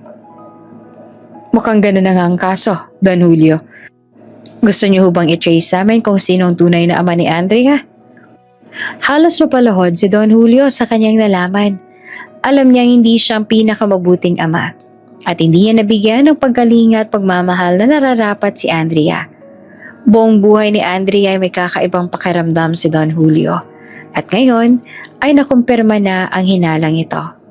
Samantala, sa kabilang bahagi naman ng mansyon, si Manuel ay nagtatangkang tumakas. Alam niyang masisira ang lahat ng plano niya kung lalantad ang kanyang mga lihim. Ngunit bago pa siya makalayo, nahuli siya ng mga pulis, hawak sa magkabilang braso. Hindi ka na makakalayo, Manuel. Kakalat ng ebidensya. Wika ng isang pulis. You have the right to remain silent. Anything you say can and will be used against you in a court of law. Napatingin si Don Julio sa pangyayari. Ramdam ang sakit. Ang asawa ng anak niya na matagal niyang tinanggap bilang pamilya ay handang sirain ang lahat para sa sariling interes. Nabigo siya, nadurog ang puso niya. Ngunit alam niya na may hustisya. Papa? Papa, what's happening? Papa, bakit nila inaaresto si Manuel? Papa, are you even listening? Do something! Malakas na hiyaw ni Andrea habang pilit na inilalayo ang kamay ng mga pulis kay Manuel. Papa! Pagtawag niya pa, subalit tila bingi si Don Julio. Nakatitig lamang sa nangyayari. Samantala, habang nagkakagulo sa labas, tahimik naman nakaupo sa file room si Lyra at nakatingin sa isang lumang dokumento na natagpuan sa safe. Ang kanyang mga kamay ay nanginginig habang unti-unti niyang binubuksan ang mga lumang folder. Ang mga mata niya ay lumaki sa bawat detalye. Ang mga papeles ay may mga pangalan na hindi niya kilala, ngunit may kasamang litrato. Ang parehong litrato na nakita niya noon sa library ni Don Julio. Kasama noon ay mga papeles, birth certificate na naglalaman ng pangalan ni Lyra. Hindi pwede. Bulong ni Lyra. Ito bang nanay ko? Ano bang ibig sabihin nito? Lumuhod siya sa sahig. Ramdam ang bigat ng bawat salita at bawat sandali. Sa mga papeles, nakita niya ang katotohanan. Ang kanyang ina ay namatay noong siya ay bata pa. At si Doña Celia naman may ginawang paraan para hindi na siya makabalik sa tunay niyang pamilya. 26 na taon na ang nakalilipas. Nagkaroon ng problema sa relasyon ni Don Julio at Doña Celia. Hindi sinasadyang mahulog ang loob ni Don Julio sa isang mang-aawit sa club na kanyang laging pinupuntahan, si Nanette. Nagkapalagayan ng loob ang dalawa hanggang sa mabuo ang isang sanggol. Andang panagutan ni Don Julio ang bata. Subalit nang malaman ni Doña Celia ang ukol dito, hindi na siya nag-aksaya pa ng panahon.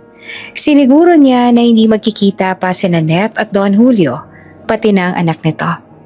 Namatay sa aksidente si Nanette, na sa katunayan ay pinag-utos si Doña Celia. Buong akala noon ni Don Julio ay nagpakalayo-layo na si Nanette kasama ang kanilang anak. Ang sanggol ay napunta sa isang matanda na siyang kinilalang lola ni Lyra. Makalipas ang mahabang panahon, ang batang si Lyra ay lumaki at naging kasambahay ni Don Julio. Hindi alam ni Doña Celia na si Lyra ang batang nais din niyang ipatapon noon. Siyang dahilan? Bulong ni Lyra, halos umiiyak. Siyang dahilan kung bakit hindi ko nakilala ang tunay kong pamilya at akong ipaparatang niyang may kasalanan. Lumabas si Lyra at bago pa man siya makalayo, nakita niya si Don Julio sa kanyang harapan. Mukhang alam na rin ni Don Julio ang totoo. Maluha-luhang lumapit si Lyra at yumakap sa matanda. Lumipas ang ilang araw, sa ospital dumating ang hindi inaasahan.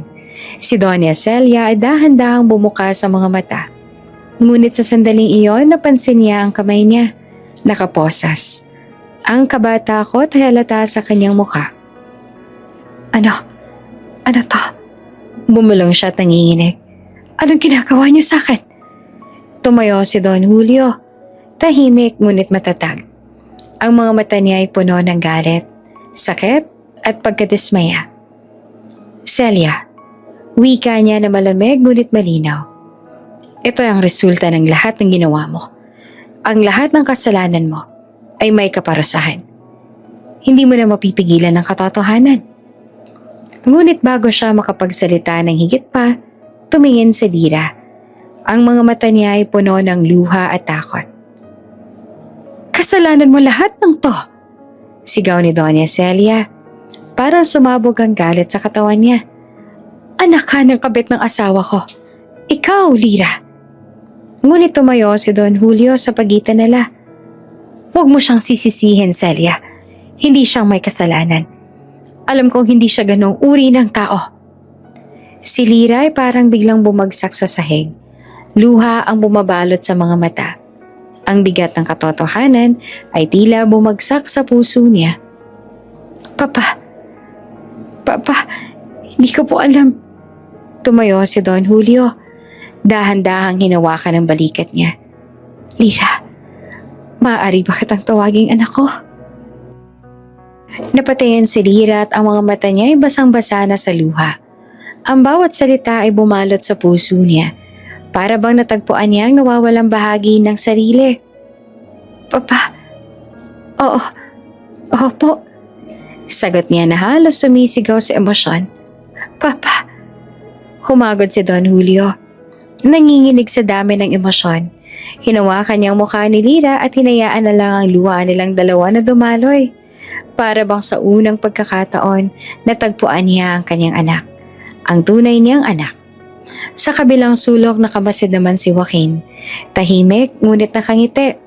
Alam niya ngayon, nagbukas ang isang bagong kabanata. Ang katotohanan ay lumitaw at kahit na masakit, ang hustisya at pag-ibig ay nariyan sa huli. Si Doña Celia naman nasa tabi ng ospital, nangingit-ngit, naggulat at walang magawa. Ang mga anak nila na nasa ibang bansa hindi niya na maapektuhan. Dinisoon na siya ni Don Julio. Wala na siyang kapangyarihan. Wala na ang impluwensya. Si Lira sa wakas ay natagpuan ng kanyang ama, si Don Julio. Sa wakas natagpuan ang anak na matagal niya nang hinihintay. Sa kanilang yakap, tahimik na dumaloy ang luha. Ngunit sa puso nila may pag-asa, may pagmamahal at may bagong simula. Ang Alcaraz Mansion ay tahimik matapos ang kaguluhan sa ospital. Si Doña Celia ay nasa kulungan, hawak ng mga pulis. Si Manuel ay nakapiit na rin sa isang silid, walang magawa sa mga pangyayari. Ang katahimikan ay hindi kapayapaan. Ang bawat sulok ay puno ng tensyon at emosyon. Ngunit sa loob ng mansyon may mas mahalagang pangyayari, ang muling pagkakaisa ng pamilya. Sa kanyang opisina nakatayo si Andrea, hawak ang isang maleta.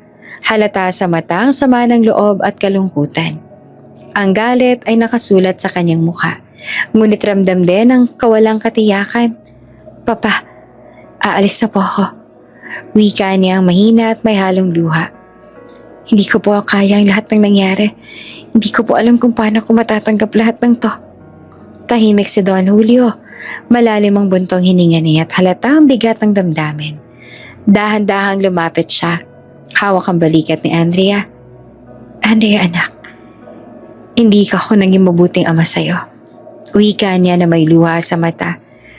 Ngunit kahit hindi tayo magkaugnay sa dugo, anak pa rin kita at anak kita sa puso ko. Napatingin si Andrea. Hindi siya makapaniwala. Ang mga salita ay tumago sa puso niya. Matagal niya nang iniisip na wala siyang lugar sa pamilya, na siya lamang ang pasanin ng yaman at galit ng ina. Papa, bulong niya na halos umiiyak. Hindi ko alam kung anong sasabihin. Walang sasabihin anak. Ang mahalaga ay tanggapin mo na mahal kita at nariyan ako para sa'yo. Napalunok si Andrea. Ramdam ang init sa dibdib. Ang galit at selos ay unti-unting napapalitan ng pag-unawa. Kahit may kirot, ramdam niya na may pagmamahal sa piling ng kanyang ama. Sa kabilang silid, si Lira naman ay tahimik, nakaupo, nanlulumong mga pangyayari. Hindi niya pa rin maunawaan kung paano nagbago ang lahat sa iilang sandali. Si Andrea, matapos ang pakikipag-usap kay Don Julio, lumapit kay Lira. Ang mga mata niya ay puno ng emosyon, halo ng selos, galit at bagong pagkakaunawa. Hindi ko naisip na mabait ka pala, Lira. Wika ni Andrea, dahan-dahan. Sa totoo lang nung una, hindi ko kayang tanggapin na ikaw ang tunay na anak ni Papa. At kapatid kita. Ngumiti si Lira ng tahimik. Hindi ko po kayo pinipilit, Madam Andrea. Naiintindihan ko po kayo. Basta po alam ko na wala akong intensyon na saktan ng pamilya. Huminga si Andrea ng malalim at sa unang pagkakataon, nakaramdam siya ng kapayapaan sa tabi ni Lira. Unti-unti ang selos at galit ay napapalitan ng pag-unawa. Kung ganon, siguro'y pwede natin subukang magsimula ulit. Bulong ni Andrea, may maliit na ngiti. Bilang magkapatid, ngumiti si Lira ng tahimik at sa sandaling iyon parang bumuo ang isang bagong simula. Sa Grand Hall muling nagtipon si Don Julio, si Lira at si Andrea. Ang mga tauhan, katulong at bisita ay nakatayo sa paligid, naghihintay sa kanyang sasabihin. Tumayo si Don Julio sa gitna. Ang mga mata niya ay nakatingin sa mga tao. Tumigil ang musika at ang katahimikan ay mas malalim kesa dati. Ngayong araw na to, wika niya na matatag ngunit puno ng damdamin. May isang bagay akong naisipaalam sa lahat. Isang lihim na matagal ko nang pinanatili. Ngunit ngayon, panahon na para malaman ninyo ang katotohanan. Huminga siya ng malalim at tiningnan si Lyra. Si Lyra ay anak ko at mula ngayon, hayaan ninyong ipahayag ko sa lahat, sa harap ng pamilya at sa harap ng mga taong mahal natin na ikaw ang aking anak. Ang tunay kong anak. Napahinto ang bawat isa sa paghinga. Ang mga mata ng mga bisita ay nagulat. Ang mga mukha ay nagbago ang ekspresyon. Si Andrea ay napatingin kay Lyra. Ramdam ang halong emosyon sa puso niya. Selos, sorpresa, at unti-unting pagtanggap. Lyra, anak ko. Patuloy ni Don Julio. Ang mundo natin ngayon ay nagbago. Ang lahat ng nangyari ay tunay na ang katotohanan ay lalabas sa tamang panahon. At ngayon, hayaan ninyong tanggapin natin ang bagong kabanata ng Alcaraz Holdings. Sa susunod na araw, isang opisyal na pagpupulong ang tinipon ng board ng kumpanya. Ang balita ay kumalat na si Lyra ang pinangalanang tagapagmana ng Alcaraz Holdings. Ang ilan sa board ay namangha. Ang ilan ay naguluhan. Paano? Ang anak ng kasambahay? Isa sa mga miyembro ang nagtanong. Halata ang pangamba. Ang desisyon ay ginawa ni Don Julio. Si Lyra ang legal at tamang tagapagmana ng kumpanya. Wika ng abogado. Ipinakita ang mga dokumento. Si Lyra ay nakatayo. Nanginginig ang kamay. Ramdam ang bigat ng responsibilidad. Ngunit sa tabi niya si Don Julio ay nakangiti. Hawak ang kanyang kamay. Nagbibigay ng lakas at tiwala. Si Andrea sa simula ay hindi matanggap ang sitwasyon. Ngunit habang nakikita niya ang kabaitan at integridad ni Lyra, ramdam niya na hindi siya nagkulang.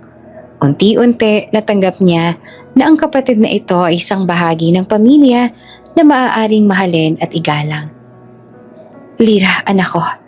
Wika ni Don Julio ng dahan-dahan. Malaking responsibilidad ang nasa iyo ngayon. Ngunit alam ko na kaya mo ito. At lagi kang may kasama. Ako at ang buong pamilya. Huminga ng malalim si Lyra. Luha ang bumabalot sa mata niya. Salamat po, Papa. Hindi ko po inaasahan. Hindi ko po alam kung paano ko haharapin lahat. Hindi mo kailangang harapin na mag-isa. Sagot ni Don Julio. Pinapawi ang luha ng anak niya. Anak kita at palagi kitang susuportahan. Sa huling sandali ng araw na yon, ang pamilya Alcaraz ay unti-unting muling nabuo. Ang selos, galit at lihim ay unti-unting naibulalas at napag-usapan. Ang pagkilala kay Lyra bilang anak ni Don Julio ay nagbigay ng bagong simula. Hindi lamang para sa negosyo, kundi para sa puso ng bawat isa. Si Lyra ay natutunan ng halaga ng pagmamahal, pagtanggap at pagkakaisa. Si Andrea naman ay natutunan na kahit hindi sa dugo, ang pamilya ay higit pa sa lahat. At si Don Julio naman ay muli nakaramdam ng buong pagmamahal sa kanyang pamilya. Ang Alcaraz Holdings ay may bagong heiress, ngunit mas mahalaga ang puso ng bawat isa ay unti-unting naghilom at nagbuklod. Ang araw ay sumisilip sa Alcaraz Mansion na punong bagong sigla. Ang mga bulaklak sa hardin ay tila mas maliwanag at ang hangin ay may halong saya at pag-asa. Ngunit sa puso ni Joaquin may kaunting lungkot at kalituhan. Ang bagong katotohanan tungkol kay Lyra ay nagpabago sa lahat. Hindi niya maiwasang magtanong sa sarili. Paano niya haharapin ang damdamin niya para sa isang babae na ngayon ay opisyal ng anak ni Don Julio? Habang naglalakad sa tabi ng hardin, nakita niya si Lyra na tahimik na nag-aayos ng ilang mga papeles. Ang mukha niya ay may halong kaba at pagod. Isang gabi pa lang pagmamahala sa kumpanya at ramdam niya na ang bigat ng responsibilidad. Lumapit si Joaquin, dahan-dahan, tahimik na sinubuybaya ng bawat galaw niya. Lira, tawag niya, may kaunting pag-aatubili. Napalingon naman si Lira at napangiti na mahina. Sir Joaquin, hindi po kita nakitang malapit kanina. Busy po sa opisina. Huminga naman si Joaquin ng malalim. At sa loob ng kanyang puso, naglakas loob na aminin ang nararamdaman. Alam mo, Lira, kahit na ang katotohanan tungkol sa iyo ay nagbago, hindi ito magbabago sa nararamdaman ko. Napatingin si Lira sa mga mata niya, namuo naman ang luha. Joaquin, hindi ko alam kung anong sasabihin. Ang dami kong iniisip. Hindi ko alam kung pwede ako. Pwede tayong maging... Ngumiti si Joaquin at dahan-dahang hinawakan ang kamay niya. Lira, gusto kong subukan. Gusto kong malaman mo na hindi nagbabago ang puso ko. At kung pwede sana, magkausap tayo at magkaintindihan sa lahat ng bagay. Mula sa araw na yon, unti-unting nagsimulang magligawan sina Joaquin at Lira. Hindi ito mabilis, ngunit bawat araw ay puno ng tawanan, mga munting pangangamusta, at mga simpleng sandali na nagiging espesyal. Sa opisina ng Alcaraz Holdings, nagsimula si Lira sa kanyang bagong tungkulin bilang tagapagmana. Bagamat wala siyang gaanong alam sa pamamahala ng malaking kumpanya, determinadong matutunan niya ito. Lira, huwag ka matakot. Tutulungan kita sa lahat. Sabi ni Joaquin habang pinapaliwanag ang ilang financial reports. Salamat, Joaquin. Ang dami ko pang hindi alam. Parang bawat araw ay may bagong problema. Sagot ni Lira. Nangingiti kahit may halong kaba. Hindi mo kailangang harapin mag-isa.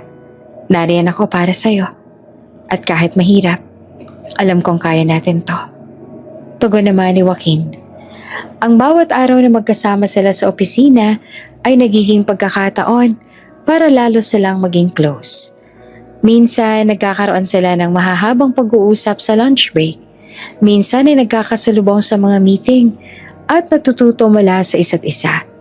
Unti-unti, ang trabaho at damdamin ay nagtatagpo at ang respeto ay nagiging pagmamahal. Nakamasid si Don Julio sa kanilang dalawa. Tahimik ngunit punong-puno ng tuwa. Ramdam niya ang liwanag sa mukha ni Lira tuwing may ngiti si Joaquin. At ramdam niya ang pagpapahalaga at pagmamahal sa bawat galaw. Lira, alam kong mahirap ang lahat ngayon. Ngunit ginagawa mo ito ng buong puso. Ipinagmamalaki kita. Wika ni Don Julio habang hawak ang balikat ng anak. Napangiti si Lira. Dahan-dahan, ramdam niya ang suporta ng ama.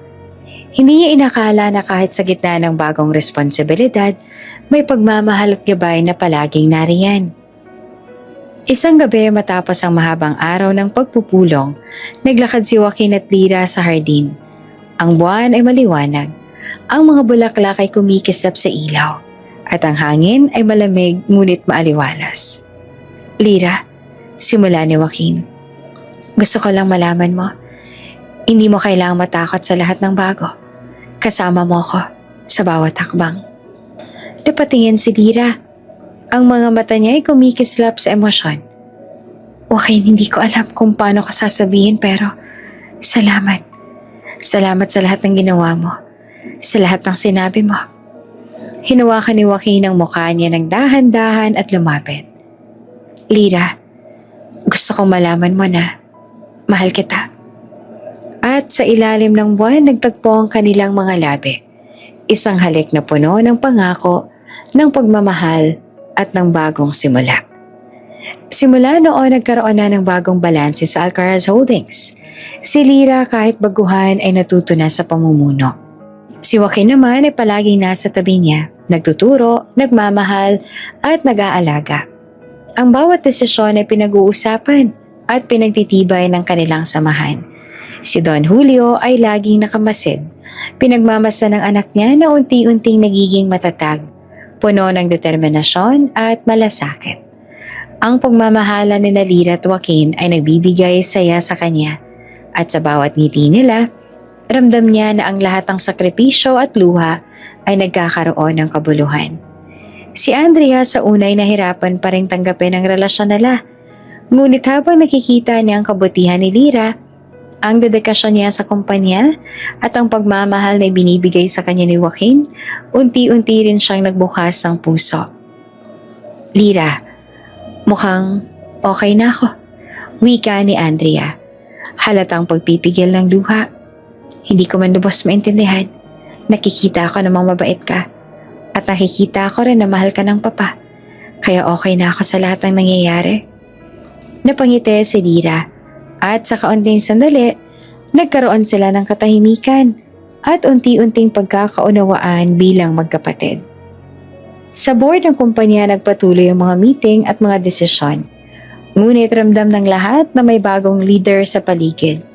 Si Lyra, bagamat bago sa mundo ng negosyo, ay pinapahalagahan ang bawat opinyon. Natututo sa bawat takbang at unti-unting kinikilala bilang bagong heiress ng Alcaraz Holdings. Si Joaquin naman ay laging naroroon. Nagbibigay suporta at payo. Sa bawat problema at hamon, magkasama silang humaharap. Lumalakas at nagiging inspirasyon hindi lamang sa kumpanya kundi sa pamilya. At sa huling gabi, sa hardin ng mansyon nakatayo si Lyra at Joaquin sa ilalim ng mga bituin. Hawak ang kamay ng isa't isa. Ramdam ang bawat tibok ng puso. Sa ilalim ng liwanag ng buwan, nagsimula ang bagong kabanata ng Alcaraz family. Puno ng pagmamahalan, pagtitiwala at bagong simula. Ilang buwan na ang lumipas mula nang maganap ang kaguluhan sa Alcaraz Mansion.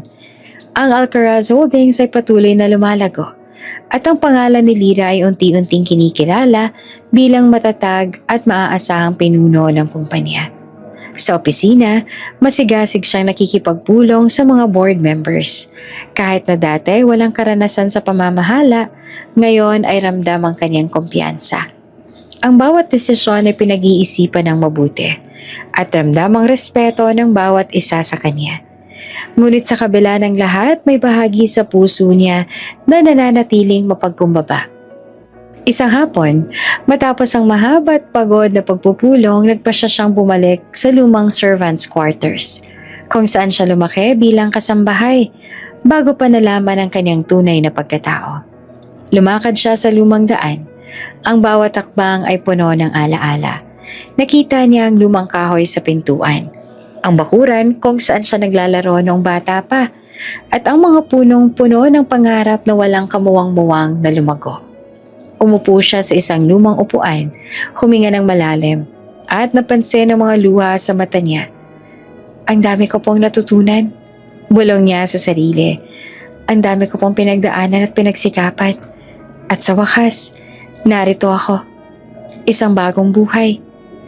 Dahil alam na Don Julio ang pinagmumula ng damdamin ni Lyra, dahan-dahan siyang lumapit. Ang mga mata niya ay puno ng pagmamahal at karunungan. Halatang ramdam ang bawat sandali ng anak niya. Anak, simula niya, hawak ang balikat ni Lyra. Ang tunay na yaman ay hindi nasusukat sa pera o ari-arian. Napatingin si Lyra, ramdam ang bigat at init ng bawat salita. Ang tunay na yaman, patuloy pa ni Don Julio, ay ang mga taong nagmamahal sa'yo. Ang pamilya na nagtatanggol sa'yo. Ang mga kaibigan at kasama sa buhay na nagmamahal ng tapat. Napangiti si Lyra, ramdam ang katotohanan sa bawat salita. Salamat po, Papa. Hindi ko po alam kung paano ko ipapakita ang pasasalamat ko sa lahat ng ginawa ninyo. Hindi mo kailangang ipakita, anak. Ang mahalaga ay nararamdaman mo at naibabalik mo ang pagmamahal sa kanila. Sagot ni Don Julio. Mata pa rin ay punong-puno ng damdamin.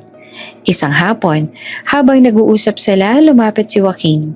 Tahimik, ngunit ramdam ang init ng damdamin niya para kay Lyra. Dahan-dahan niyang hinawakan ang kamay ng babae. Ang mata niya ay puno ng ngiti. Lyra, wika niya na tahimik at puno ng pangako. Ang bawat takbang na ginawa mo ay kahanga-hanga. At sa bawat sandali, nariyan ako sa tabi mo. Hindi mo kailangang harapin ang lahat ng mag-isa. Napatingin si Lyra at sa mata ni Joaquin, nakita niyang hinaharap na puno ng pagmamahalan at pagkakaunawaan. Ang kanyang puso ay napuno ng saya at seguridad. Salamat, Joaquin, sagot ni Lyra. Ang luha ay pumabalot sa mata niya. Sa lahat ng nagawa mo at sa pagmamahal mo sa akin, ramdam ko po. Dahan-dahan niyakap siya ni Joaquin, mahigpit at puno ng init. Ang halik ng kamay sa balikat, ang tingin sa mata ay tila ba nagbibigay ng pangako na hinaharap. Isang buhay na magkasama, puno ng pagmamahalan at pagtitiwala. Pagkatapos ng mahabang yakap, lumayo sila ng kaunti at sabay na tumingin sa malawak na hardin ng mansyon. Ang araw ay nagsisimulang lumubog. Ang liwanag ay dahan-dahang nagbabago sa gintong kulay at ang hangin ay may halong lamig at pag-asa. Si Lyra ay huminga ng malalim. Ramdam ang bawat hakbang ng buhay na dumaan sa kanya. Mula sa pagiging kasambahay, sa pagkakalantad ng lihim, sa pagiging anak ni Don Julio, hanggang sa pamumuno sa kumpanya. Ang lahat ng ito ay naging daan upang maabot niya ang sandaling ito, puno ng kapayapaan, pagmamahal at tunay na yaman. Papa, bulong ni Lyra kay Don Julio, halatang umiiyak sa kaligayahan. Sobrang saya ko po. Napakasaya ko po. Para po akong lumulutang sa ere. Hindi po ako makapaniwala sa mga nangyayari pero promise po, pagbubutihin ko ang trabahong binigay ninyo sa akin. Maraming salamat po. Napangiti si Don Julio. Halos maluha rin sa damdamin. Oo, anak ko. Ako rin. Sobrang saya ko. At palagi lang ako narito para sa iyo, anak ko. Ilang dekada man ang nawala sa atin. Sisiguraduhin ko na hanggang sa natitirang sandali ng buhay ko, narito ako para sa iyo. Si Joaquin hawak pa rin ang kamay ni Lyra ay ngumiti ng tahimik. Alam na sa wakas, ang kanyang pagmamahal ay natagpuan ng tamang lugar. Sa puso ni Lyra, sa tabi niya at sa harap ng kanilang bagong pamilya.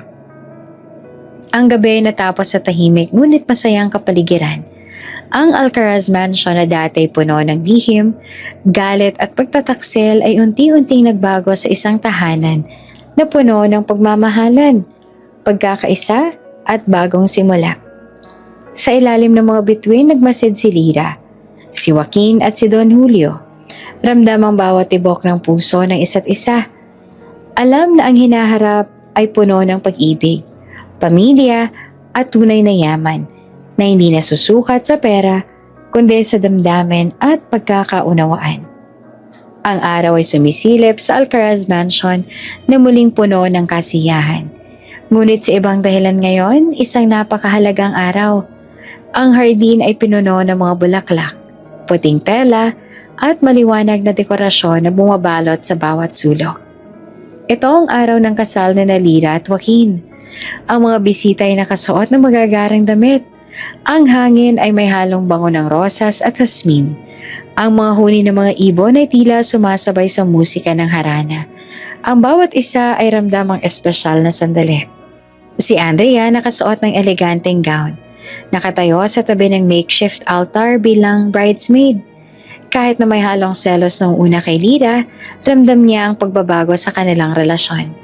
Sa mata niya, nakikita niya ang tunay na kabutihan ng kapatid.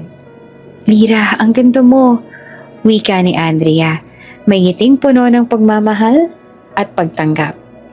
Sana maging masaya ka sa bagong yugto ng buhay mo. Napangiti si Lyra, may luha sa mata. Andrea, salamat. Talaga ba? Alam mo, sobrang saya ko na nandyan ka bilang kapatid ko ngayon. Of course, Lyra. Kapatid kaya kita at mahal kita. Tugon ni Andrea. Dahan-dahang hinawakan ang kamay niya. Ang mga bisita ay napangiti. Ramdam ang init ng pamilya na nagbubuklod at naghilom sa nakaraan. Tumayo si Joaquin sa harap ng altar. Sa mata niya nakatingin kay Lyra. Ang bawat sandali ay puno ng pag-asa at pagmamahal. Lyra, wika niya na mahina ngunit matatag ang tinig. Mula sa unang araw na nakilala kita, alam kong espesyal ka. Ngayon, pinapangako ko sa'yo Namamahalin kita sa lahat ng oras, sa hirap at ginhawa, sa lungkot at saya. Ipinapangako ko na lagi ako narito para sa'yo. Napaluha si Lyra. Nanginginig ang mga kamay. Joaquin, mula sa araw na nakilala kita, ramdam ko rin ang pagmamahal mo. Ngayon, pinapangako ko sa'yo na mamahalin kita ng buong puso ko sa lahat ng panahon. At salamat sa lahat ng suporta at pangunawa mo. Nagpalitan sila ng singsing at sa sandaling iyon, halos huminto ang oras. Ang halik ng kanilang mga labi ay puno ng pangako at pagmamahalan. Ang mga bisita ay napahinto, namamangha sa dalisay na emosyon na nagmumula sa kanilang dalawa. Si Andrea na nakamasid sa tabi ay hindi mapigilang ngumiti. Masaya ako para sa inyo, bulong niya sa sarili. Pagkatapos ng kasal, hindi naglaon ay inihanda ang mansyon para sa isang espesyal na okasyon, ang kaarawan ni Don Julio. Ang mga bulaklak ay hindi na lamang dekorasyon ng kasal, kundi bahagi ng pagdiriwang sa pinakamahal na lang patriarch. Ang mga bisita ay nagsimulang dumating. Ang musika ng orkestra ay tumutugtog at ang bawat isa ay naghahanda para sa isang gabi ng saya, alaala at pag-ibig. Si Lyra at Joaquin ngayon ay mag-asawa na. Sabay na naglakad sa entablado, hawak kamay nila. Ang mga mata nila ay nakatingin sa Don Julio, ang ama ni Lyra at ang mentor at inspirasyon ni Joaquin. Papa, wika ni Lyra, may ngiting halong may luha sa mata. Ito pong regalo namin para sa'yo. Gusto naming sabihin sa'yo na magkakaapo ka na. Napangiti si Don Julio. Halatang napuno ng emosyon. Ang kanyang mga mata ay kumikislap sa kaligayahan. Salamat anak ko.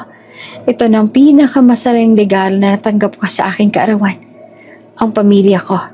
Nagbuklod at nagpatibay. Salamat sa inyo. Si Joaquin naman hawak ang kamay ni Lyra, ngumiti at dahan-dahang yumakap sa kanya. Salamat po Sir Julio. Salamat sa lahat ng gabay at pagmamahal. Si Andrea ay nakamasid sa tabi, napangiti rin.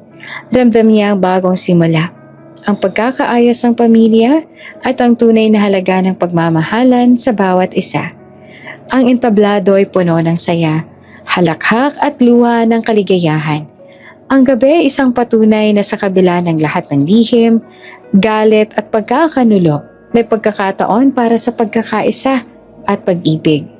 Si Don Julio na nakaupo sa gitna, ramdam ang lahat ng ito sa kanyang puso.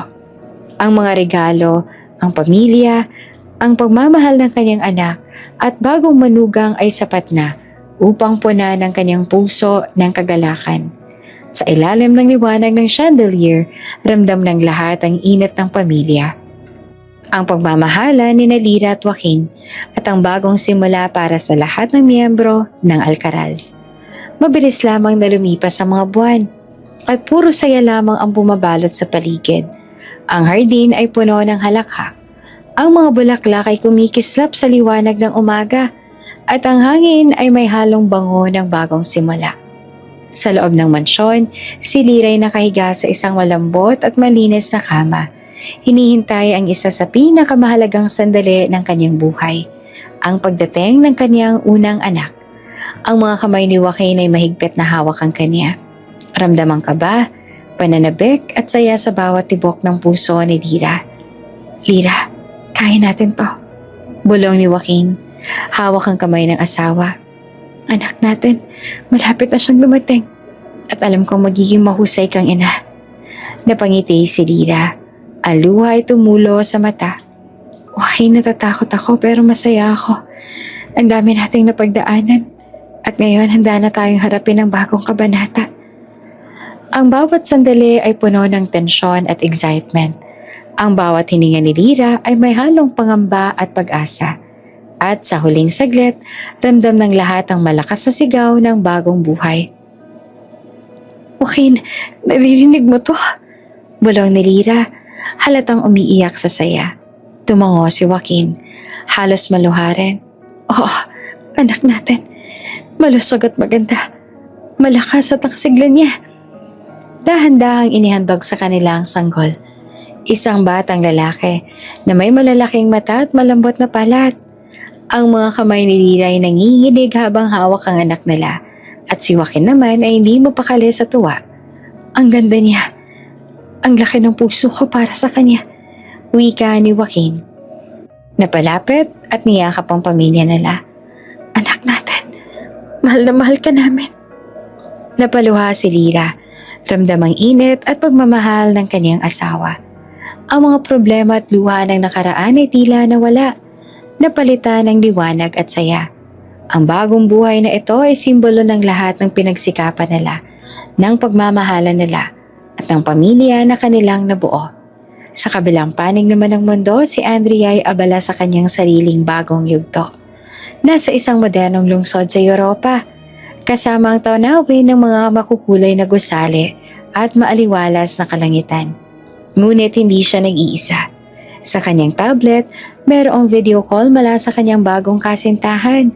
Isang lalaki na nakilala niya sa isang travel conference na ipinakilala rin sa kanya ng kaibigan.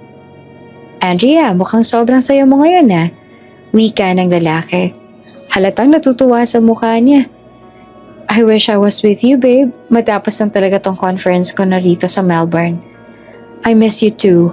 At oo, sobrang saya ko. Ang dami nang nangyari sa pamilya ko. At sa wakas, parang nahanap ko na rin ang sarili ko rito. Sagot ni Andrea na halatang masaya. At alam mo, gusto ko ring ipakilala ka sa papa ko. I'm sure na magugustuhan ka rin niya. Napangiti ang lalaki. Talaga? Sobrang excited din ako makilala siya. Alam kong espesyal sa iyo ang pamilya mo. Talaga. At soon, sa susunod na bakasyon ko, ipapakilala rin kita sa kanya. At saka sa sister ko. At sa husband niya. At sa cute na baby nila na si Noah. Kamukha kong pamangkin ko. Tungo ni Andrea. Halatang masaya at puno ng excitement. Ang bawat sandali ay puno ng pag-asa. Ang bagong pag-ibig ni Andrea ay hindi lamang sa kanya, kundi sa lahat ng tao sa paligid niya. Ramdam niya sa wakas, ang buhay ay unti-unting nagiging mas magaan, mas masaya, at puno ng bagong pagkakataon. Sa Alcaraz Mansion, si Don Julio ay nakaupo sa veranda. Pinagmamasdan ng hardin at ang bagong pamilya ni Lira. Ang matay kumikislap sa tuwa at pagmamahal. Huwag kayong mag-alala. Wika niya sa sarili. Ang bawat isa sa atin ay natagpuan ng lugar at kaligayahan na nararapat sa kanila. Si Lira kasama si Joaquin at ang kanilang sanggol ay lumapit sa kanya. Ang batang lalaki nakatingin sa mundo na puno ng kababalaghan at ang bawat ngiti niya ay tila nagpapalakas ng puso ng kanilang tatlo. Papa, wika ni Lira hawak ang anak nila. Tingnan po ang anak natin. Siya na po ang susunod na henerasyon ng Alcaraz family. Napangiti si Don Julio. Ramdam ang init sa puso niya. Sila ang tunay na yaman ko. Ang pagmamahal ng pamilya ko. At ang bawat ngiti at halakak nila. Si Joaquin ay umiti. Dahan-dahang niyakap si Lira at ang sanggol. Salamat, Don Julio. Sa lahat. At sa tiwala mo sa amin. Pangako, aalagaan namin ang bawat isa. Alam kong aalagaan ninyo, sagot ni Don Julio. May halong tuwa at emosyon. At masaya akong makita kayong lahat na nagkakasama, puno ng pagmamahalan at saya. Ang araw ay unti-unting lumubog. Ang mga bituin ay nagsimulang kumislap sa langit. Ang hangin ay malamig ngunit maaliwalas. Ang buong mansyon ay puno ng katahimikan, ngunit ramdam ng bawat isa ang init ng pagmamahal at pagkakaisa. Si Lira, hawak ang sanggol sa bisig, ay nakatingin sa mga bituin. Ito na ang simula ng bagong buhay natin, Joaquin. Bulong niya. Ang daming nangyari, dami natin pinagdaanan. Pero ngayon andito na tayo. Masaya, buo at puno ng pagmamahal. Huwag kang mag-aalala, tugon ni Joaquin. Magkasama tayo sa lahat ng bagay. At ang pamilya natin, kahit sa nakaraan ay may lihim at problema, ito rin ang nagbuklod sa atin sa huli. At wala na akong mahihiling pa. Mahal na mahal ko kayo ni Noah. Sa ilalim ng mga bituin, liwanag ng buwan, ang Alcaraz Mansion ay tahimik ngunit puno ng kaligayahan. Ang bawat ngiti, yakap at halakak ay patunay ng bagong kabanata. Isang buhay na puno ng pagmamahal, pagkakaunawaan at tunay na saya. At sa wakas, lahat ng luha, takot at pangamba ay napalitan ng kagalakan. Ang bagong buhay ni Lyra, Joaquin at ang kanilang sanggol ay simula ng isang pamilya na hindi lamang mayaman sa pera, kundi yaman sa puso at pagmamahalan. Bago ka pa lang sa channel neto, ibang kwento ni Ate Jane, istorya mo, ikwento ko. Huwag kalimutang pindutin ang notification bell at subscribe button.